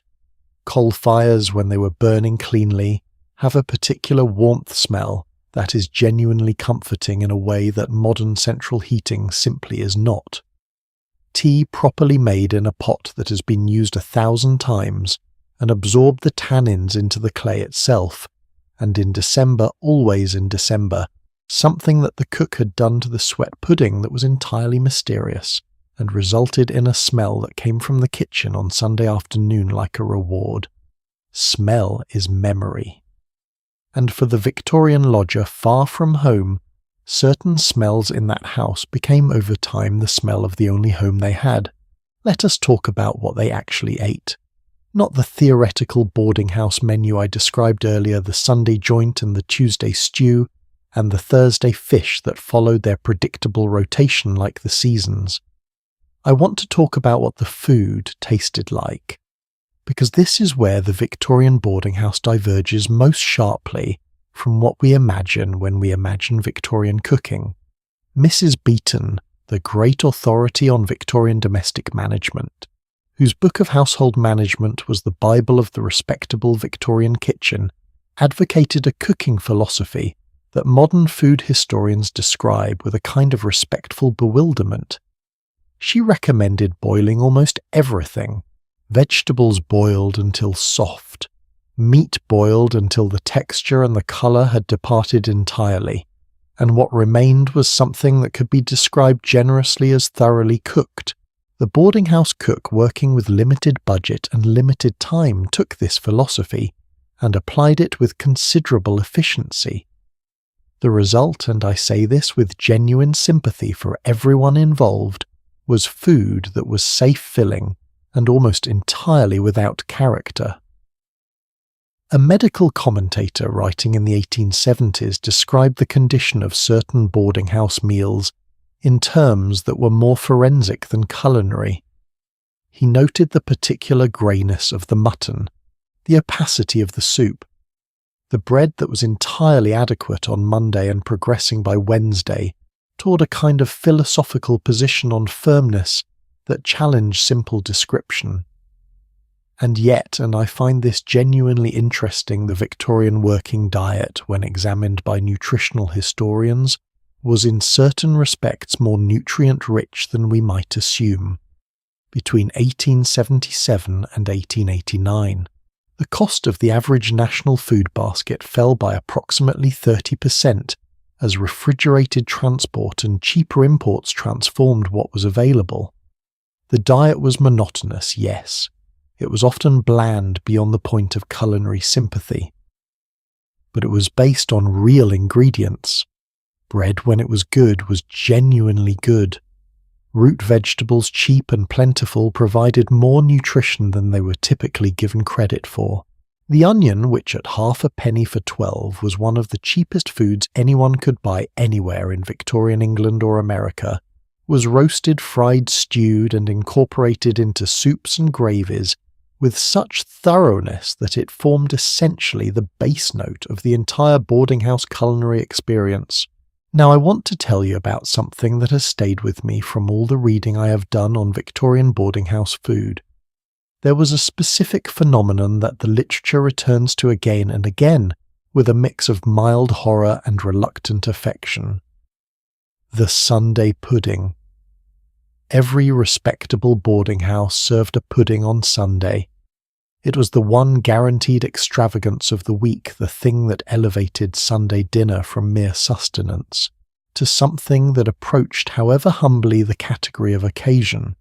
Sweat pudding, typically, or a roly-poly filled with jam, or a spotted dick, which is, for anyone unfamiliar, simply a sweat pudding with dried currants in it, and a name that Victorians found entirely unremarkable, and that has provided amusement to English schoolchildren ever since. These puddings were not elegant. They were not subtle. They were dense, sweet filling, served hot with a puddle of something adjacent to custard, and they produced in the lodgers, who consumed them, an almost universal sense of contentment that the rest of the week's food entirely failed to generate.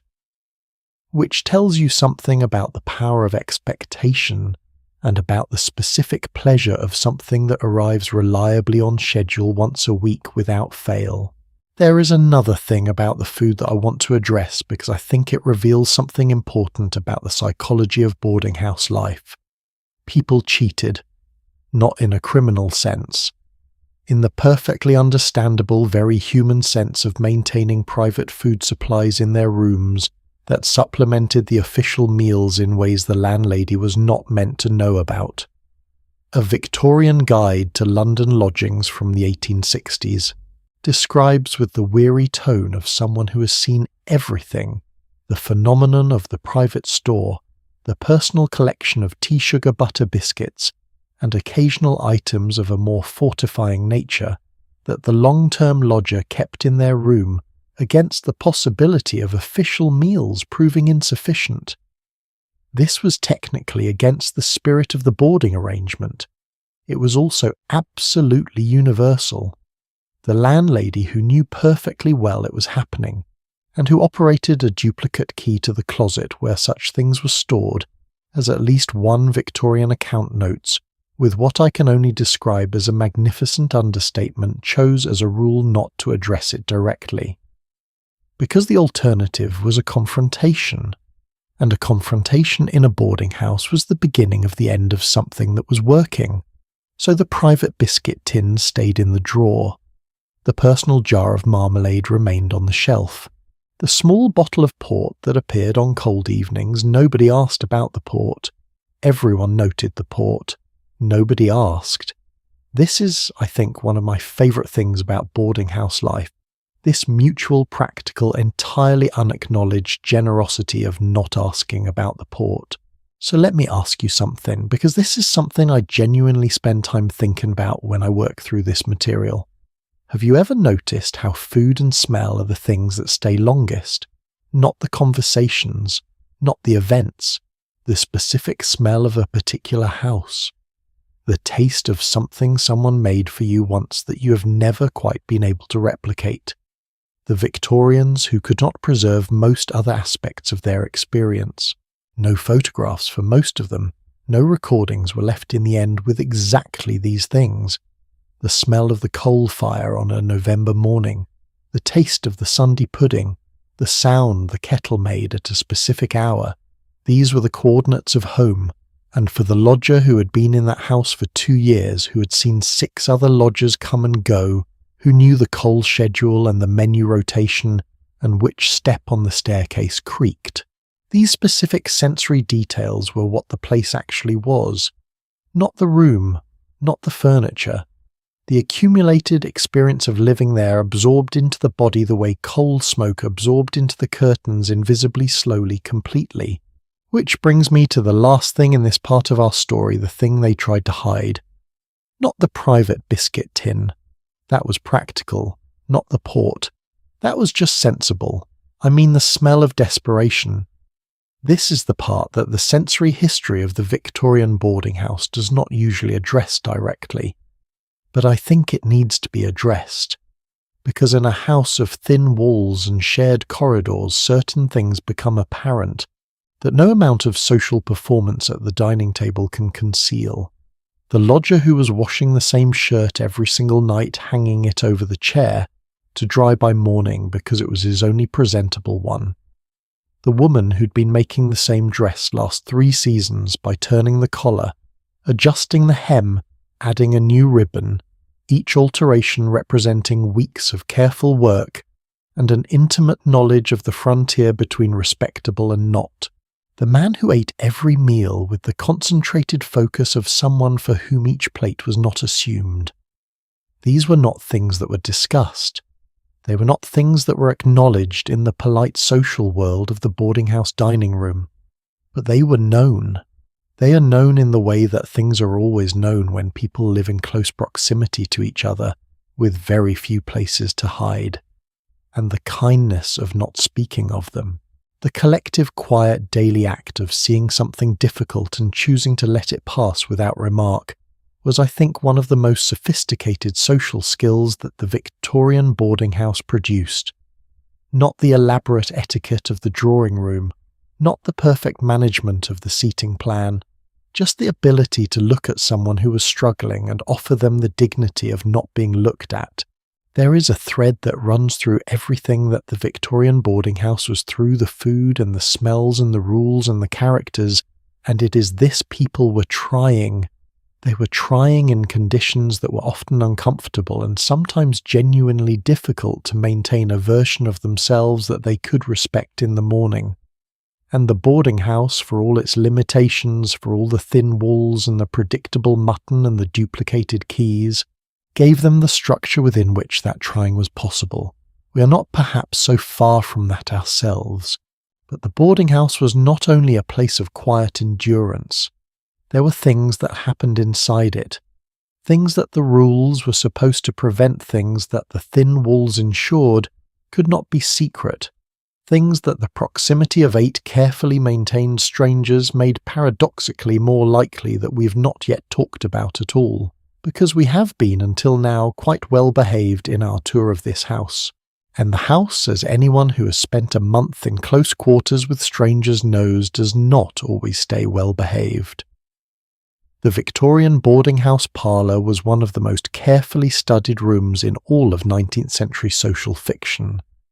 Trollope returned to it repeatedly. So did Gissing. Dickens had been there first and built it into farce.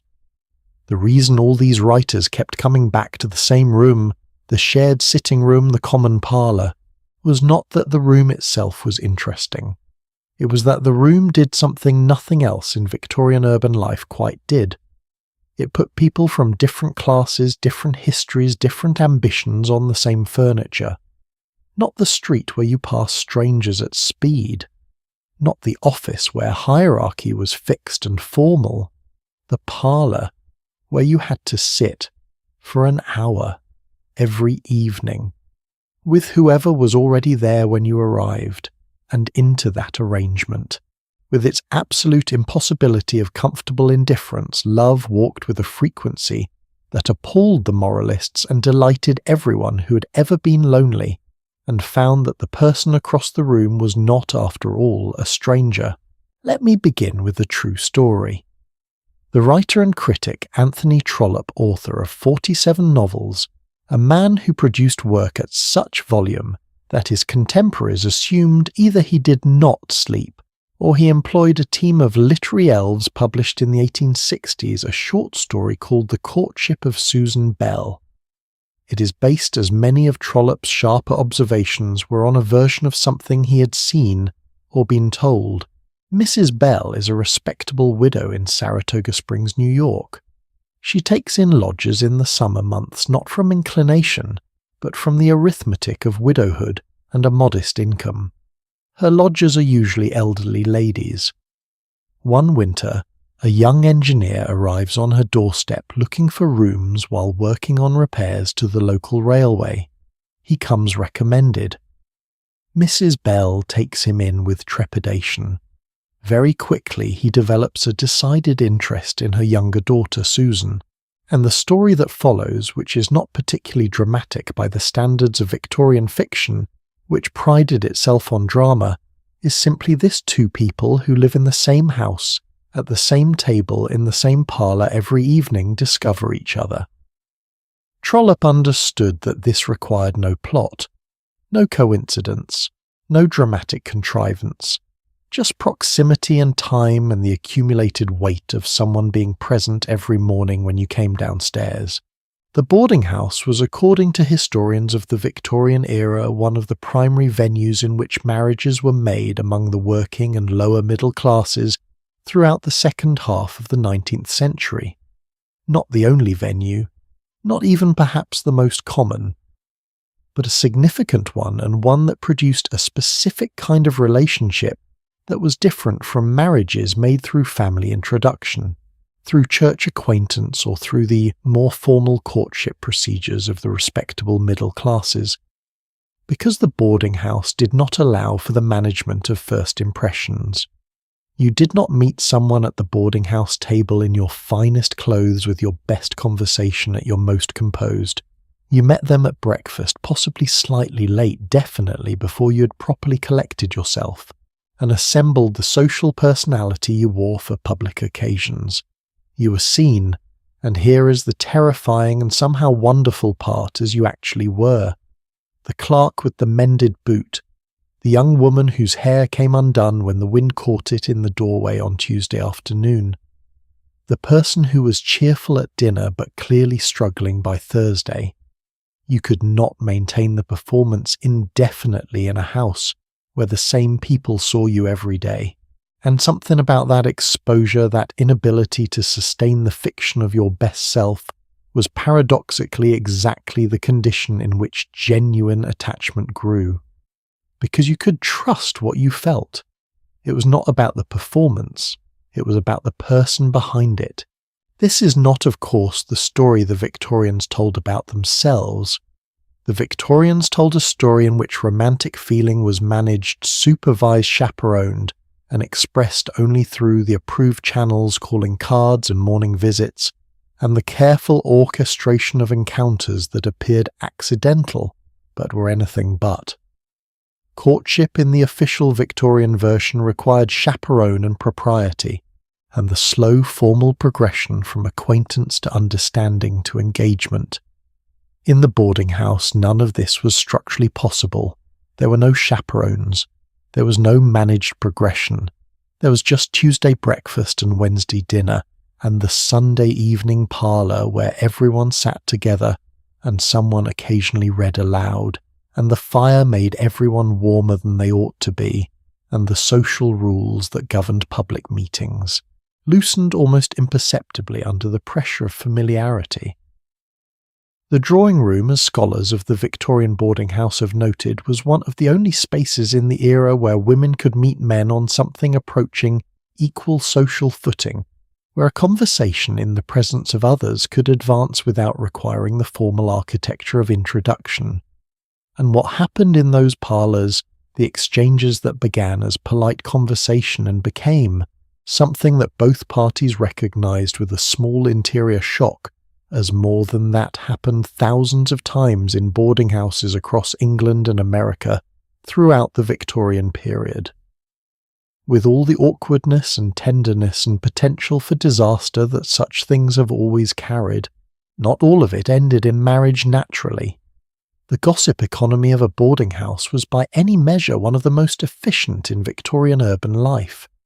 In a house where everyone knew everyone else's schedule, where the walls transmitted the relevant information whether asked to or not, and where the breakfast table functioned as a daily meeting in which nothing could be said but everything was noted, nothing that happened between two lodgers remained invisible to the other lodgers for long. The etiquette guide, Our Deportment from 1882, included a pointed section on the impropriety of allowing romantic inclinations to become publicly visible in shared social spaces. It stated that no gentleman and lady should allow their particular interest in each other to manifest in a way that might embarrass or exclude the company. In practice, this meant if you were falling in love with the man 2 tables down, you were expected to conduct this experience with such perfect outward composure that no one watching you could detect it, which is, I will admit, a social demand of quite extraordinary difficulty. And it failed, often, visibly. The historian Sharon Marcus, writing about the social dynamics of Victorian shared accommodation, describes the boarding house as a space that generated intimacies that exceeded the formal social norms where the closeness of daily life produced exactly the conditions that official propriety was designed to prevent. And the other lodgers noticed, and they talked, not loudly, not cruelly necessarily, but with the particular concentrated attention of people who had very little other entertainment and were watching the same drama unfold meal by meal with the suspended interest of an audience that has not yet been told how the story ends. Let me tell you something that I find both touching and slightly mortifying about this corner of Victorian social life. People fell in love in boarding houses, and then they had nowhere to go. They could not call on each other privately that violated the rules. They could not correspond letters arriving at a shared address were observed by the whole household. They could not arrange accidental meetings in a house where everyone knew everyone else's schedule. Accidental was a concept with very limited operational range. What they could do was exist in the same room, every evening, saying entirely appropriate things to entirely other people, while being perfectly aware of each other's exact position in the room at all times. This is the kind of emotional experience that Trollope understood and described with a precision that still feels recognizable today, the particular torture of caring about someone who is present enough to notice, and present enough to know you have noticed. And in the boarding house parlour, with its shared sofas and its fire and its other lodgers, all doing exactly the same thing, existing with perfectly maintained composure, while secretly in the grip of feelings they were not going to mention, the density of unspoken experience in that room must have been at times almost atmospheric. Of course, alongside the tenderness there was ambition, and ambition in a boarding house had its own particular character, because the boarding house was, as we have established, one of the few spaces in Victorian life where class mixing happened routinely, where a junior clerk might sit at the same table as a retired naval officer, where a seamstress might share a parlour with the daughter of a ruined merchant, where the person who had fallen farthest was sometimes seated directly opposite the person who was trying hardest to rise. This produced something that the sociologists of the era called social aspiration, and that I would call in more honest terms the specific human experience of being in a room full of people who are slightly above, below, or level with you, and trying to work out which category you fall into and whether any of it can be changed. The boarding house was a school of observation. Long-term lodgers became extraordinarily good at reading the small signals of status and position that Victorian society communicated in every detail of dress and speech and manner.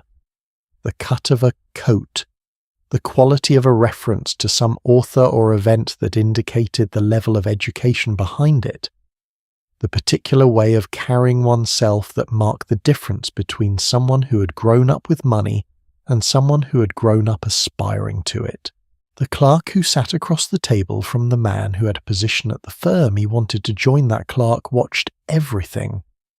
He filed every piece of information.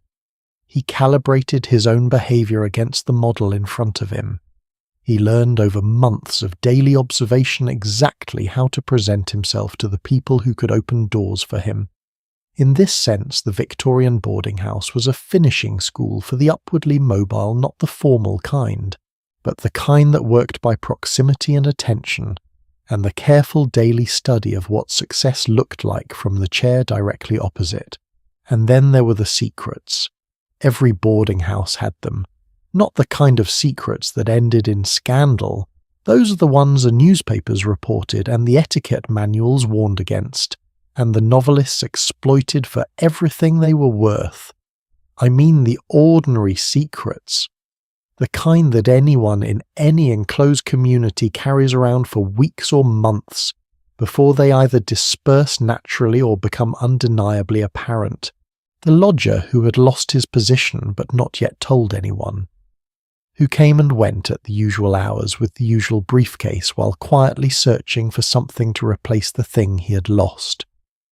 The woman who had been sending money home each week to a family member who was ill and who had been eating less to cover the additional cost, and who had developed a specific relationship with the bread basket that the other lodgers had noticed and carefully kindly not mentioned. The man who'd been writing something reams of it night after night by the sound of the scratching pen, and who never mentioned it and clearly did not want to be asked about it, and who was perhaps writing the thing that would change his life, or perhaps not. He never said. Nobody knew. George Giesing, who knew this world from inside it, having lived in boarding houses in London through the 1880s while writing the novels that would eventually secure his reputation, described the experience later as a time of absolute creative isolation. The proximity of other people, he wrote, had paradoxically deepened his solitude. In a house full of others, he'd been entirely alone in the way that mattered, which is, I think, one of the most honest things anyone has ever said about what it is to be a writer, or for that matter about what it is to be human in a crowd. Here is the question that keeps returning to me as I sit with all of this, and I want to put it to you directly. When you think about the loneliness that these people carried, the clerk, the widow, the writer, the person falling in love with someone they could not reach across the table, do you find it distant, historical? Or does some part of it feel familiar because I keep thinking that we have more sophisticated versions of most things, better food, better hygiene, better privacy, but that the essential emotional geography of a boarding house is not very different from a great deal of modern life. The feeling of being in a room full of people and not being known by any of them. The feeling of wanting something badly but not being able to say so. The specific experience of being lonely in a way that is private and undisclosed, while maintaining at the surface the performance of contentment.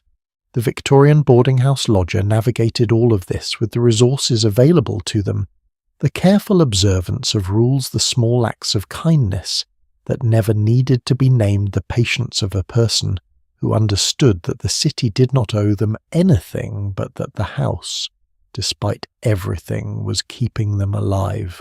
And the house continued, while its lodgers loved and gossiped and aspired and grieved in relative silence, while all this invisible life accumulated in the walls, the city outside was moving, building up its problems, generating with the industrious Victorian energy. It was famous for a set of public health crises, social reform campaigns, and legislative battles that were aimed directly at the boarding house, because not everyone agreed that this was a reasonable way for people to live. Not everyone thought that the answer to urban poverty was a shared table and thin walls, and a landlady with a duplicate key. Some of them had different ideas, loud ones, with committees. Not every boarding house was a place of Sunday pudding and parlour conversations and love quietly forming across the dinner table. That is the version of the story that the respectable middle classes preferred to tell themselves: the Bloomsbury boarding house of the etiquette guides, the carefully managed establishment, with lace curtains and a landlady who took references and kept the tablecloths clean and knew the name of every lodger's employer. That house existed. It was real. But it shared a city with another kind of house entirely. The kind that the respectable classes crossed streets to avoid discussing. The kind that ended up in newspaper reports, coroners' inquests, and parliamentary debates about the state of the urban poor. The kind that was not a refuge. It was a trap. Let us start at the bottom of the scale. The common lodging house, which the Victorian middle classes distinguish from the respectable boarding house, with an anxiety bordering on obsession, was a world that operated by entirely different rules. 4p a night for a bed, or 8p if you were sharing it. The historian Joseph O'Neill, in his study of the Victorian lodging house, describes what that 4p actually bought. You were shown to a room. The room contained, in varying configurations, anywhere from 6 to 30 other people on beds that were spaced close enough together that you could hear the breathing of the stranger on either side. There was no privacy. There was frequently no way to secure your belongings, your boots, your coat, any small object of value against the people sleeping at arm's length from you. The experienced lodger slept with his hat under his head. Not for comfort, but because the hat contained his money, and the money had to stay within physical contact at all times, or it would not be there in the morning. The walls and ceilings of these houses were required under the Common Lodging Houses Acts of 1851 and 1853 legislation pushed through Parliament by Lord Shaftesbury after 2 decades of documented campaigning to be lime-washed twice a year. This requirement tells you something important, not just about the conditions of the houses before the legislation was passed, but about how bad those conditions must have been to make lime washing twice a year seem like a meaningful improvement. Disease moved through Victorian lodging houses the way fire moves through dry wood. Typhoid fever, which the medical historian Jacob Steer Williams describes as the Victorian era's preeminent disease of insanitation, thrived in conditions of shared water, poor drainage, and dense habitation. Prince Albert himself died of typhoid in 1861, which rather made the point to anyone still uncertain that the disease respected no class, but it killed far more of the poor than the aristocracy. In 1838, and this is a figure that once encountered does not easily leave you, the estimated life expectancy for a labourer in London was 17 years. Not 17 years shorter than the wealthy. 17 years total. Against which number a rural labourer in England could expect to live to approximately 38. The difference, 21 years of life, was essentially the cost of living in the city, of breathing the air, drinking the water, and sleeping in the kind of accommodation that the Victorian urban economy had produced for its poorest workers. The common lodging houses were in the language of the era described as seedbeds of infectious disease.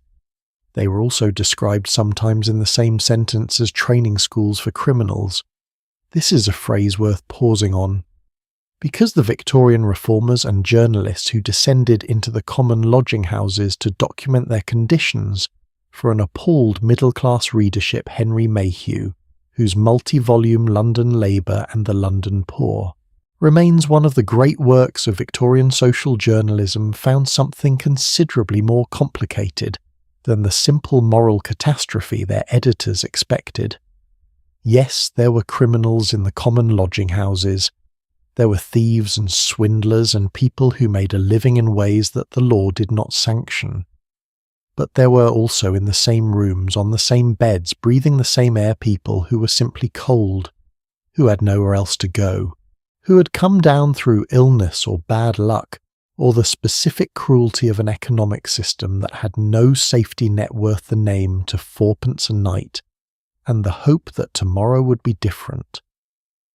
3 of Jack the Ripper's victims in 1888 had been living in lodging houses on Flower and Dean Street in Whitechapel, a street where at the height of the Victorian era, virtually every building on both sides was either a lodging house or directly connected to one. 4pence for a bed, or the alternative. The particular horror of that detail is not the crime, it is the context, the absolute narrowness of the margin between surviving and not between a roof over your head and the street. And then there was the fraud. The Victorian city produced alongside its overcrowded lodging houses a particular species of predatory establishment that occupied the grey space between legitimate accommodation and something considerably darker. These were the houses that advertised themselves in respectable language rooms, available terms, moderate inquire within, and that targeted specifically the newly arrived, the unfamiliar with the city, the young woman alone from the country, who did not yet know the signs that differentiated a well-managed house from a dangerous one. The researcher and journalist William Thomas Stead, who in 1885 published his exposé in the Pall Mall Gazette, under the title "The Maiden Tribute of Modern Babylon," documented in graphic and disturbing detail how certain lodging establishments in London used the promise of accommodation and respectable employment to exploit vulnerable young women who arrived in the city, without the knowledge or connections to protect themselves. The response was eventually legislative. The Criminal Law Amendment Act of 1885 raised the age of consent and introduced new offences targeting exactly the kind of exploitation Stead had documented. But the legislation came, as most Victorian legislation came on social matters, after the damage had already been extensive and after the documentation of that damage had become too public and too detailed to ignore. What I want to think about here, and I think this is worth sitting with, is what it actually meant to be a vulnerable person navigating this world without a guide. Because the Victorian city, for all its energy and possibility, had no official mechanism for directing someone who had just arrived toward the good houses rather than the bad ones. There was no consumer protection, no licensing system that would have been meaningful in practice, despite the legislative gestures toward regulation. No one waiting at the railway station with a list of reputable addresses and the street wisdom to distinguish them from the ones that were not. You had word of mouth. You had, if you were fortunate, a letter of introduction. You had the judgment you had brought from wherever you came from, which might be acute if you'd been schooled by people who knew the dangers, or entirely inadequate if you had not. And you had your ability to read the signs, the condition of the front steps, the quality of the light behind the windows, whether the landlady opened the door herself or sent a child, and which kind of child, and whether the child looked well fed. These were the signs the experienced Victorian city dweller learned to read. The newcomer had to learn them fast or pay the consequences. The common lodging houses also had a problem that no amount of limewashing regulations quite addressed. They were required under the early legislation to be vacated each day between 10 in the morning and late afternoon. This meant that the lodger, even the sick lodger, even the old woman who could barely walk the length of the corridor, was put out on the street every morning in whatever weather London or Manchester or Birmingham could produce, and told to come back when the house reopened, in winter, in rain, without the coat they had left inside because they could not take their belongings with them and they could not lock the room. This regulation, which was designed to enforce cleanliness and ventilation, effectively punished the most vulnerable lodgers for the conditions their poverty had placed them in. It is the kind of policy that seems on paper to be about hygiene. In practice, it was about discomfort, about making the lives of the poorest people slightly more uncomfortable so that they would perhaps choose not to be poor somewhere else, which was, as housing historians have noted with dry precision, not quite how poverty worked. Now, and I want to be careful here because this part of the story requires both honesty and a certain accuracy. The boarding house world did not divide neatly into the virtuous middle-class house and the criminal common lodging house at the bottom. There was an enormous middle ground. There were boarding houses that were respectable in their intentions and inadequate in their execution, where the landlady was doing her best with too little money and too much demand, where the rooms were barely adequate and the food was thin, but where nobody was being deliberately exploited.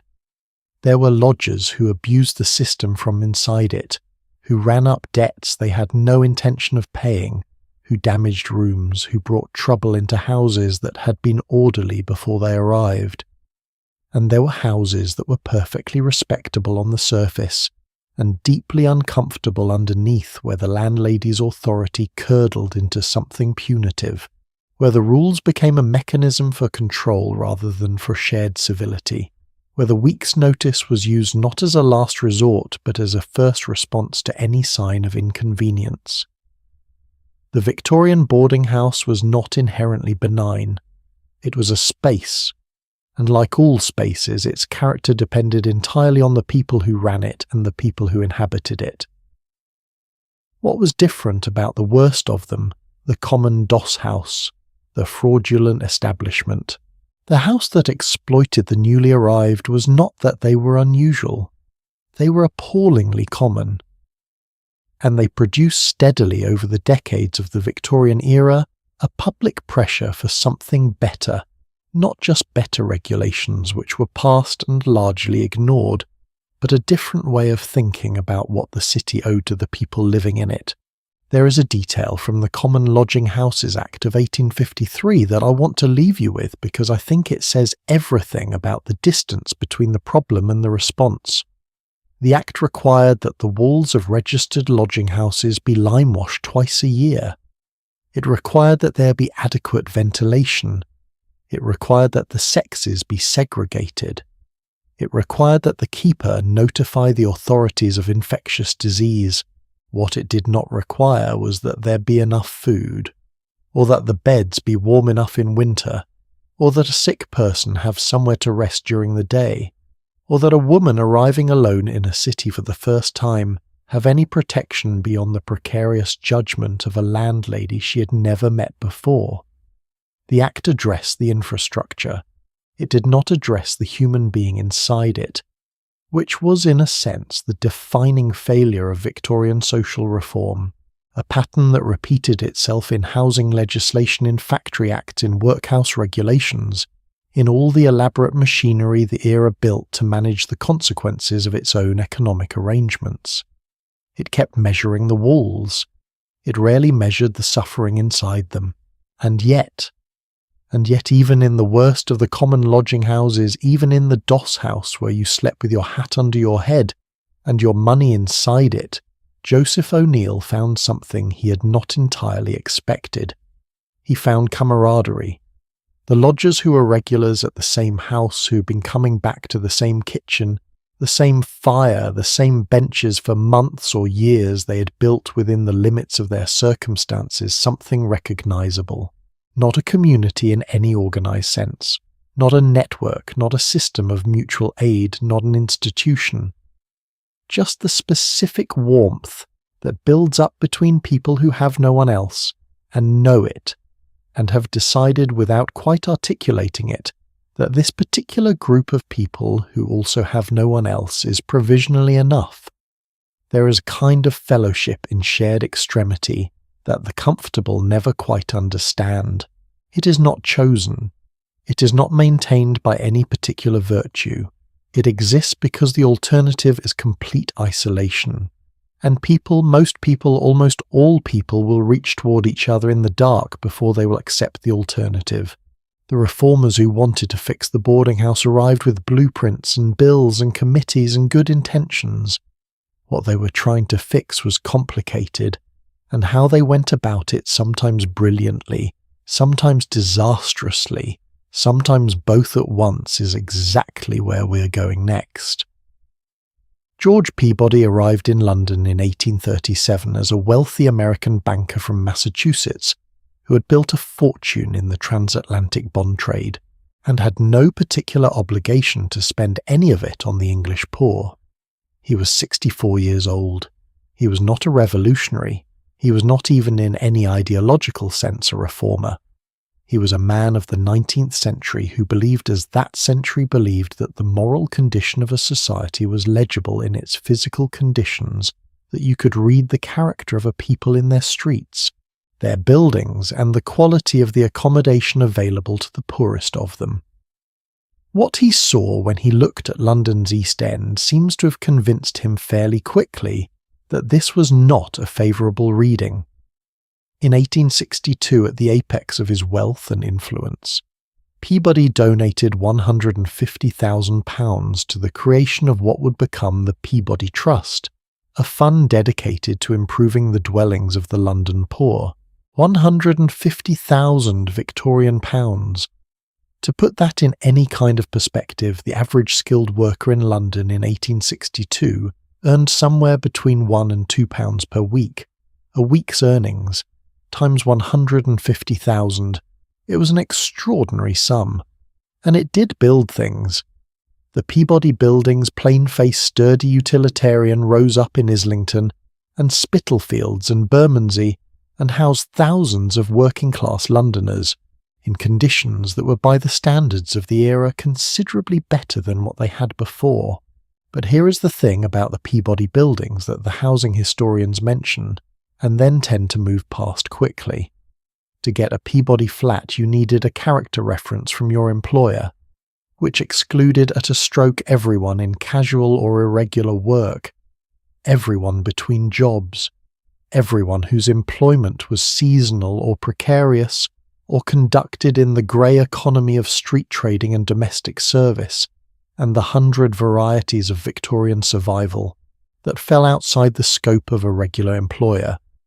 The very people who most desperately needed better housing, the people who were sleeping in fourpenny, common lodging houses and taking the worst rooms in the worst houses, were precisely the people who could not produce the character reference the Peabody Trust required.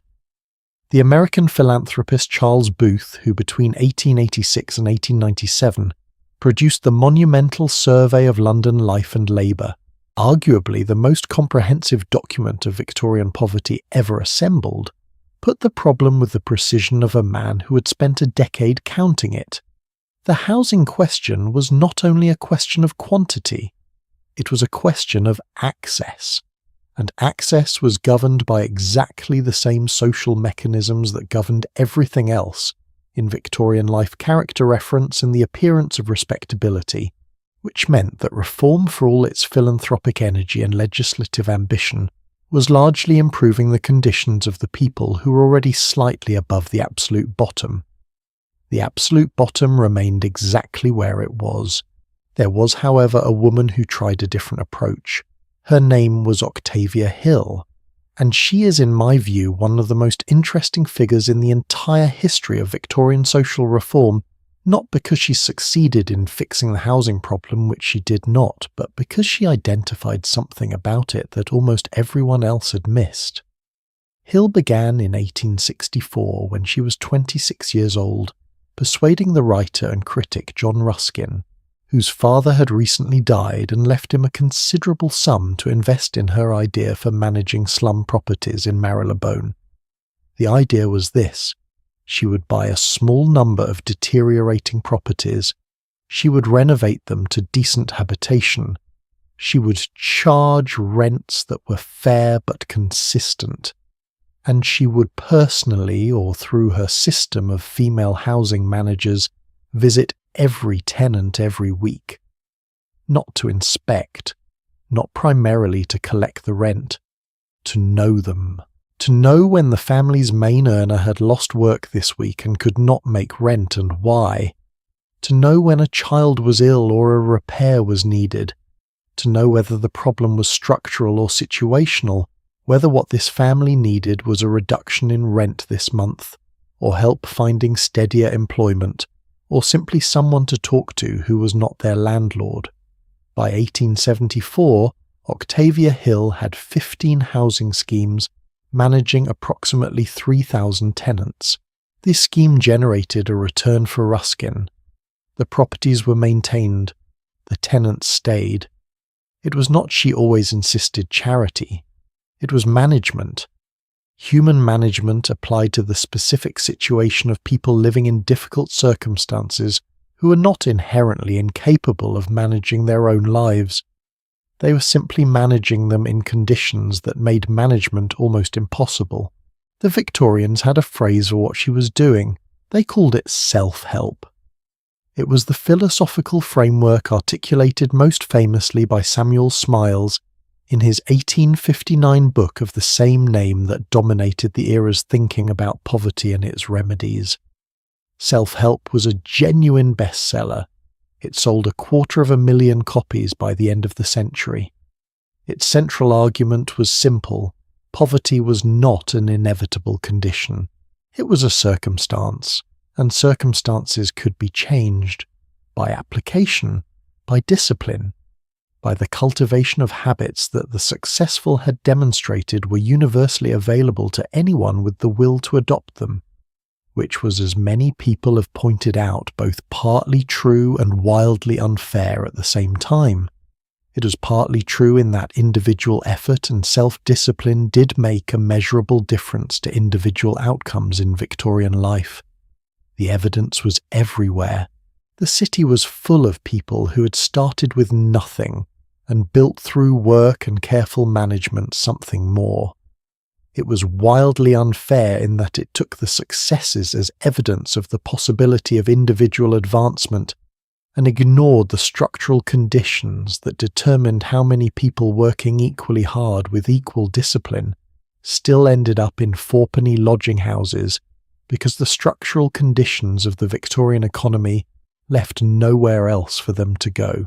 But here is where the story of boarding house reform gets genuinely interesting.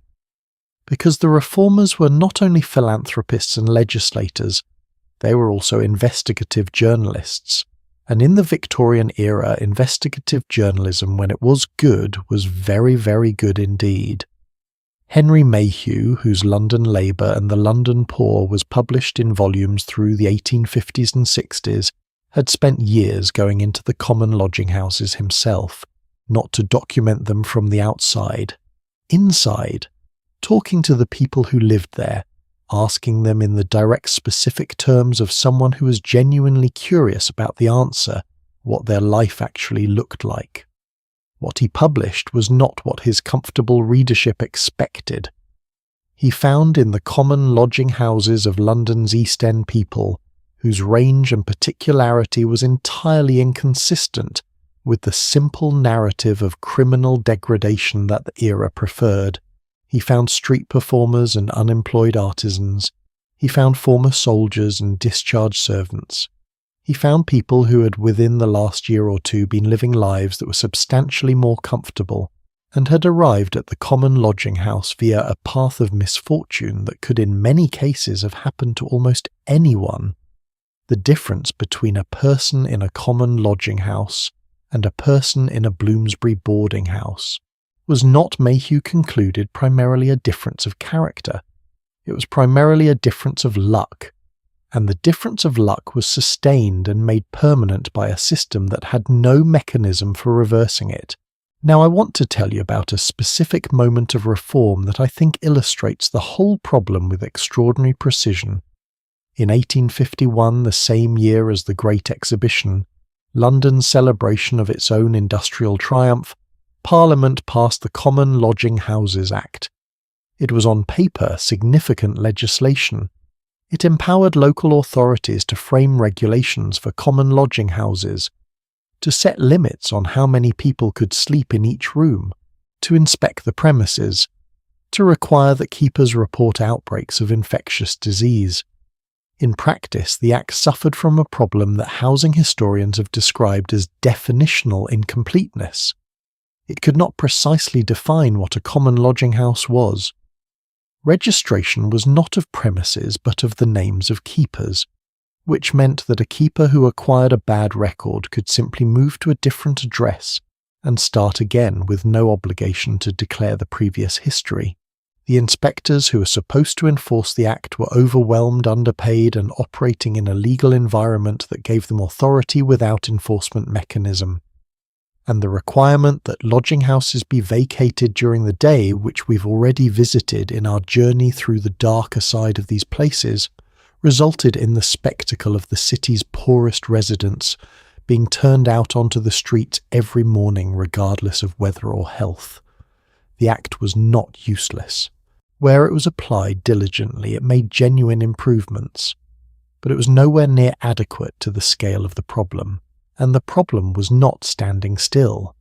The population was still growing. The city was still expanding. The demand for cheap accommodation was still outpacing every philanthropic and legislative attempt to supply decent alternatives. There is a moment in Charles Booth's survey gathered in the 1880s across hundreds of interviews with working-class Londoners in every district and occupation that stays with me as the most honest summary of the entire reform effort. He was describing the conditions in one of London's poorer districts. He noted that improvement had been made, genuine, measurable improvement. The worst houses had been demolished. Regulation had raised the floor of what was permissible. New model buildings offered better conditions to those who could access them. And yet Booth wrote the people displaced from the demolished worst houses had not disappeared. They had moved into the next worst houses and the houses next to those, squeezing the overcrowding tighter and further down the street with each demolition and each regulation that succeeded in removing the most visible problem while leaving entirely intact the underlying conditions that created it. He called this in a phrase I've never forgotten the displacement of misery rather than its cure. The displacement of misery rather than its cure. But I do not want to end this part of the story on pure bleakness, because that would be inaccurate. The reformers, for all the incompleteness of their legislation, for all the structural limits of their philanthropic models, did change things. Octavia Hill's housing management system was adopted across Britain and eventually America. The Peabody Trust still exists today and still manages housing in London. The Public Health Act of 1875, more comprehensive than the earlier legislation, gave local authorities genuine teeth in sanitary enforcement for the first time. By the end of the Victorian era, the worst excesses of the common lodging house had been reduced if not eliminated. The limewashing happened eventually. The overcrowding was measurably reduced from its peaks. The beds at the bottom of the scale were generally actual beds rather than patches of floor, small victories, genuine ones. And in the middle of the scale, in the respectable boarding houses of Bloomsbury and Saratoga Springs and the decent terraces of Manchester and Philadelphia, something else was happening. The boarding house was changing. The city was changing around it, and the world that had made the boarding house necessary, the world of precarious wages and no cooking facilities, and 6 weeks' journey between a young man and his family, was not going to last forever. The question of what replaced the boarding house and what happened to the people who had lived in it is the last piece of this story, and it is I think the piece that turns out to be about something bigger than housing. It is about what we lost when we stopped being forced to share the table with people we'd not chosen. It did not end dramatically. There was no single morning when the last boarding house in England closed its door with a decisive click, and the landlady folded her apron for the final time and the era simply stopped. It ended the way most things end, gradually, incrementally, almost imperceptibly, through the slow accumulation of changes that seemed individually to have nothing to do with each other, but that were together dismantling the conditions that had made the boarding house necessary in the first place. The railway did it partly. The gas stove helped. The tram finished off the middle section. And the apartment building, that peculiarly 20th century idea that a person deserved a kitchen and a bathroom of their own, delivered the final conclusion. Let me take you through what actually happened. In 1850, the boarding house was close to its peak. 1 in 4 households in major American cities housed a boarder.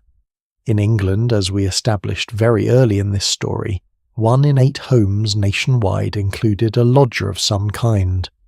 The boarding house worked because the conditions that created it were absolute. Workers could not cook. Workers could not afford kitchens. Workers needed to be close to their jobs. And the city, London, Manchester, Boston, Philadelphia, was a place you entered and found yourself trapped by unable to go back, unable yet to go further in. Then, beginning in the 1860s and gathering speed through the 80s and 90s, the railway remade the geometry of city life. The workman's train, cheap early morning fares specifically priced for the working classes, began to open up the suburbs, not immediately, not equally. The skilled worker, the clerk, the foreman, the people at the top of the working class economic range got there first. Ilford, 7 miles from London's Liverpool Street Station, had 11,000 people in 1891. By 1901 it had 41,000. In 10 years, 7 miles from the city. 2 builders had bought up land and were putting up houses as fast as the demand arrived. A 4-room house in 1906 £260, a 5-bedroom house 450, and a mortgage, the first mortgages accessible to ordinary working families to make the purchase manageable across years of repayment. The clerk who had lived in a Bloomsbury boarding house for 7 years, because it was the only arrangement the economics permitted, that clerk could now for the first time imagine something different. His own house, his own door, his own kitchen, the particular domestic solitude that the Victorian boarding house had never been able to offer. The gas stove completed the arithmetic.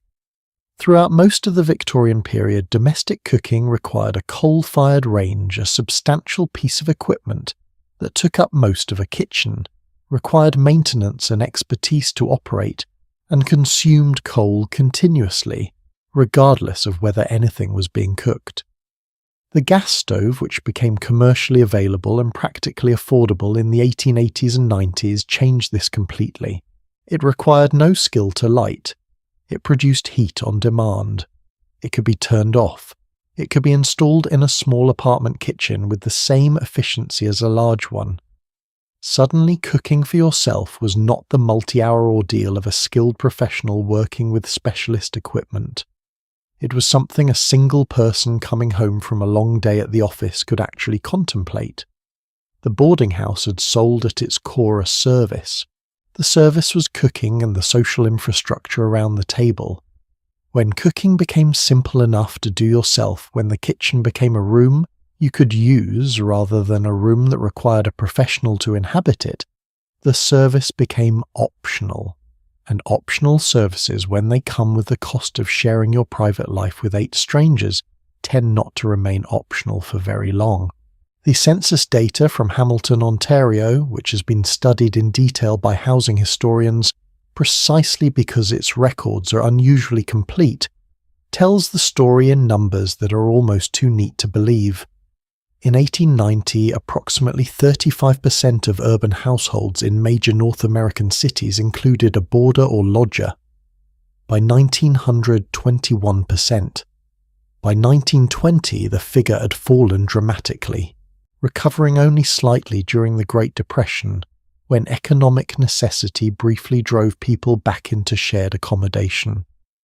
The Great Depression brought the boarding house a last sad flourish, the return of the economic conditions that had made it necessary, revealing by contrast how much had changed between 1870 and 1930. Because the Depression-era boarding house was not the Victorian one. It was not the community of clerks and widows and drifters, managing their shared table with practiced social intelligence and the grammar of the unwritten rules. It was simply people without options, living in proximity without the social architecture that the Victorian era had developed over 50 years of collective necessity.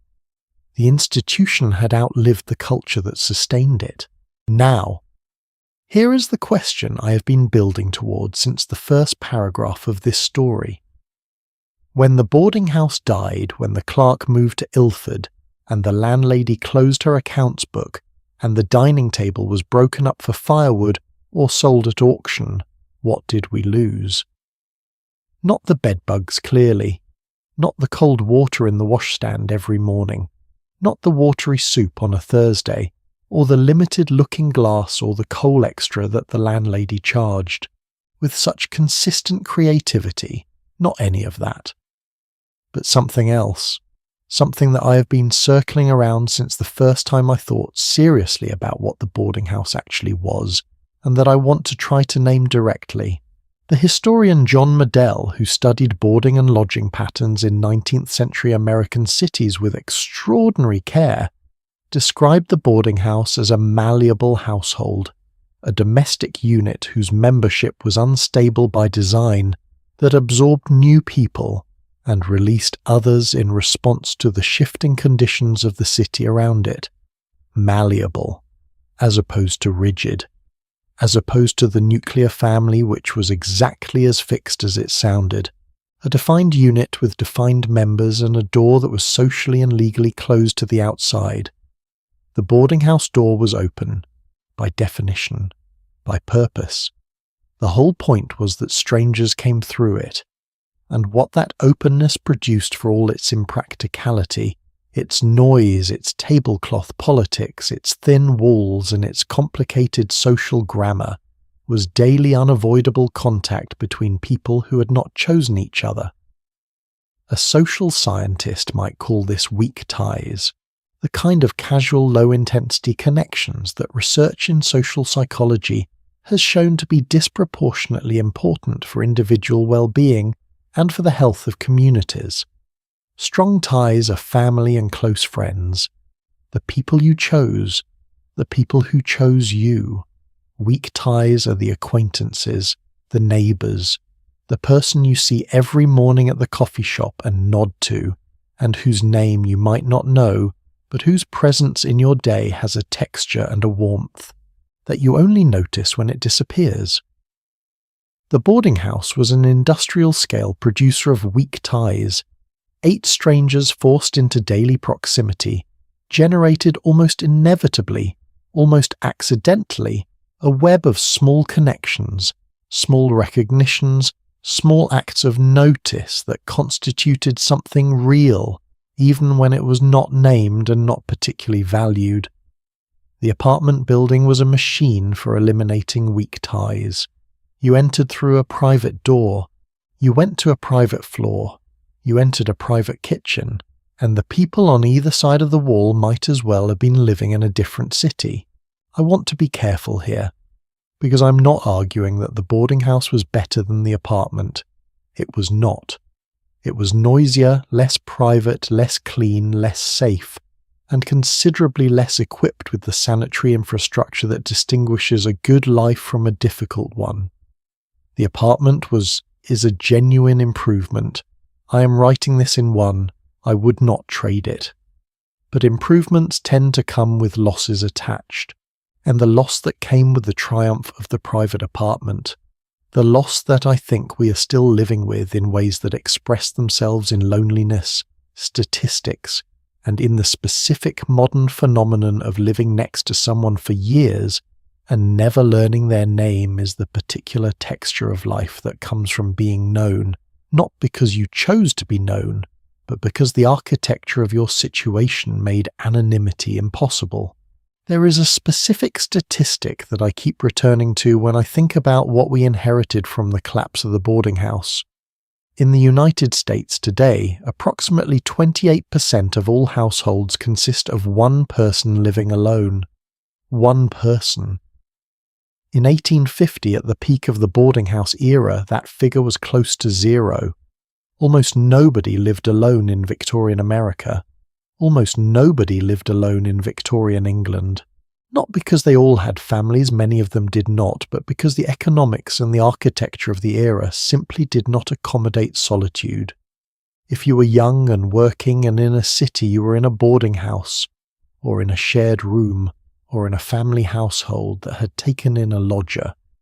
You were almost by definition in proximity to other people. Whether that was enriching or exhausting depended entirely on the people, but it was real contact, daily physical, unavoidable contact. The 21st century has given us something the Victorian lodger would have found almost incomprehensibly luxurious, the option to pass an entire day, an entire week, in contact with no living person except through the mediation of a screen. I do not think that option has made us happier on average. I think the Victorian boarding house understood something about human beings, that we are currently in the slow and painful process of rediscovering, that we are social creatures, that the table we share matters, that the person in the room next door, the one we did not choose who hums in the morning and occasionally leaves the bathroom in a condition we have decided is not worth mentioning, that person is not an obstacle to a good life. That person in certain circumstances is a good life. The last Victorian boarding house of the kind we've been visiting, the respectable middle-class establishment, with the lace curtains and the landlady who took references and presided at the table, did not close on a specific date. It simply became something else. The landlady grew older. The best lodgers left for the suburbs. The house was divided into separate apartments, each with a small kitchen and a private bathroom, each with its own door and its own key, and no shared tablecloth, no common parlour, no weekly Sunday joint that everyone ate together.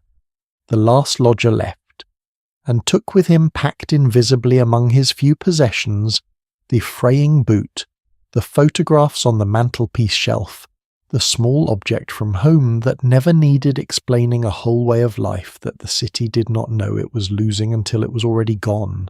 We began this story with a door, a plain door on a plain street, a small brass plate. 2 words that meant in the 1870s that a life was possible here. Rooms available, and behind that door for 1 month, for 1 year, for 11 years, in Catherine Thorne's remarkable case, a house full of strangers who became not friends exactly, not family, but something for which the 19th century had no precise word, and the 21st century has largely no experience. Something in between. Something that required daily effort and daily grace, and the repeated choice at every meal to be decent to people you had not chosen. Not because they deserved it especially, not because you had been asked, but because the house required it of you, and because you were in the end not so different from the people across the table as you had initially assumed. That is the story of the Victorian boarding house. Not the satire, the fusty landlady and the watered-down soup in the boarding house reach for the best piece of mutton. Not the tragedy, the disease, the fraud, the people who fell through the cracks of a system that was never quite adequate to the suffering it was managing.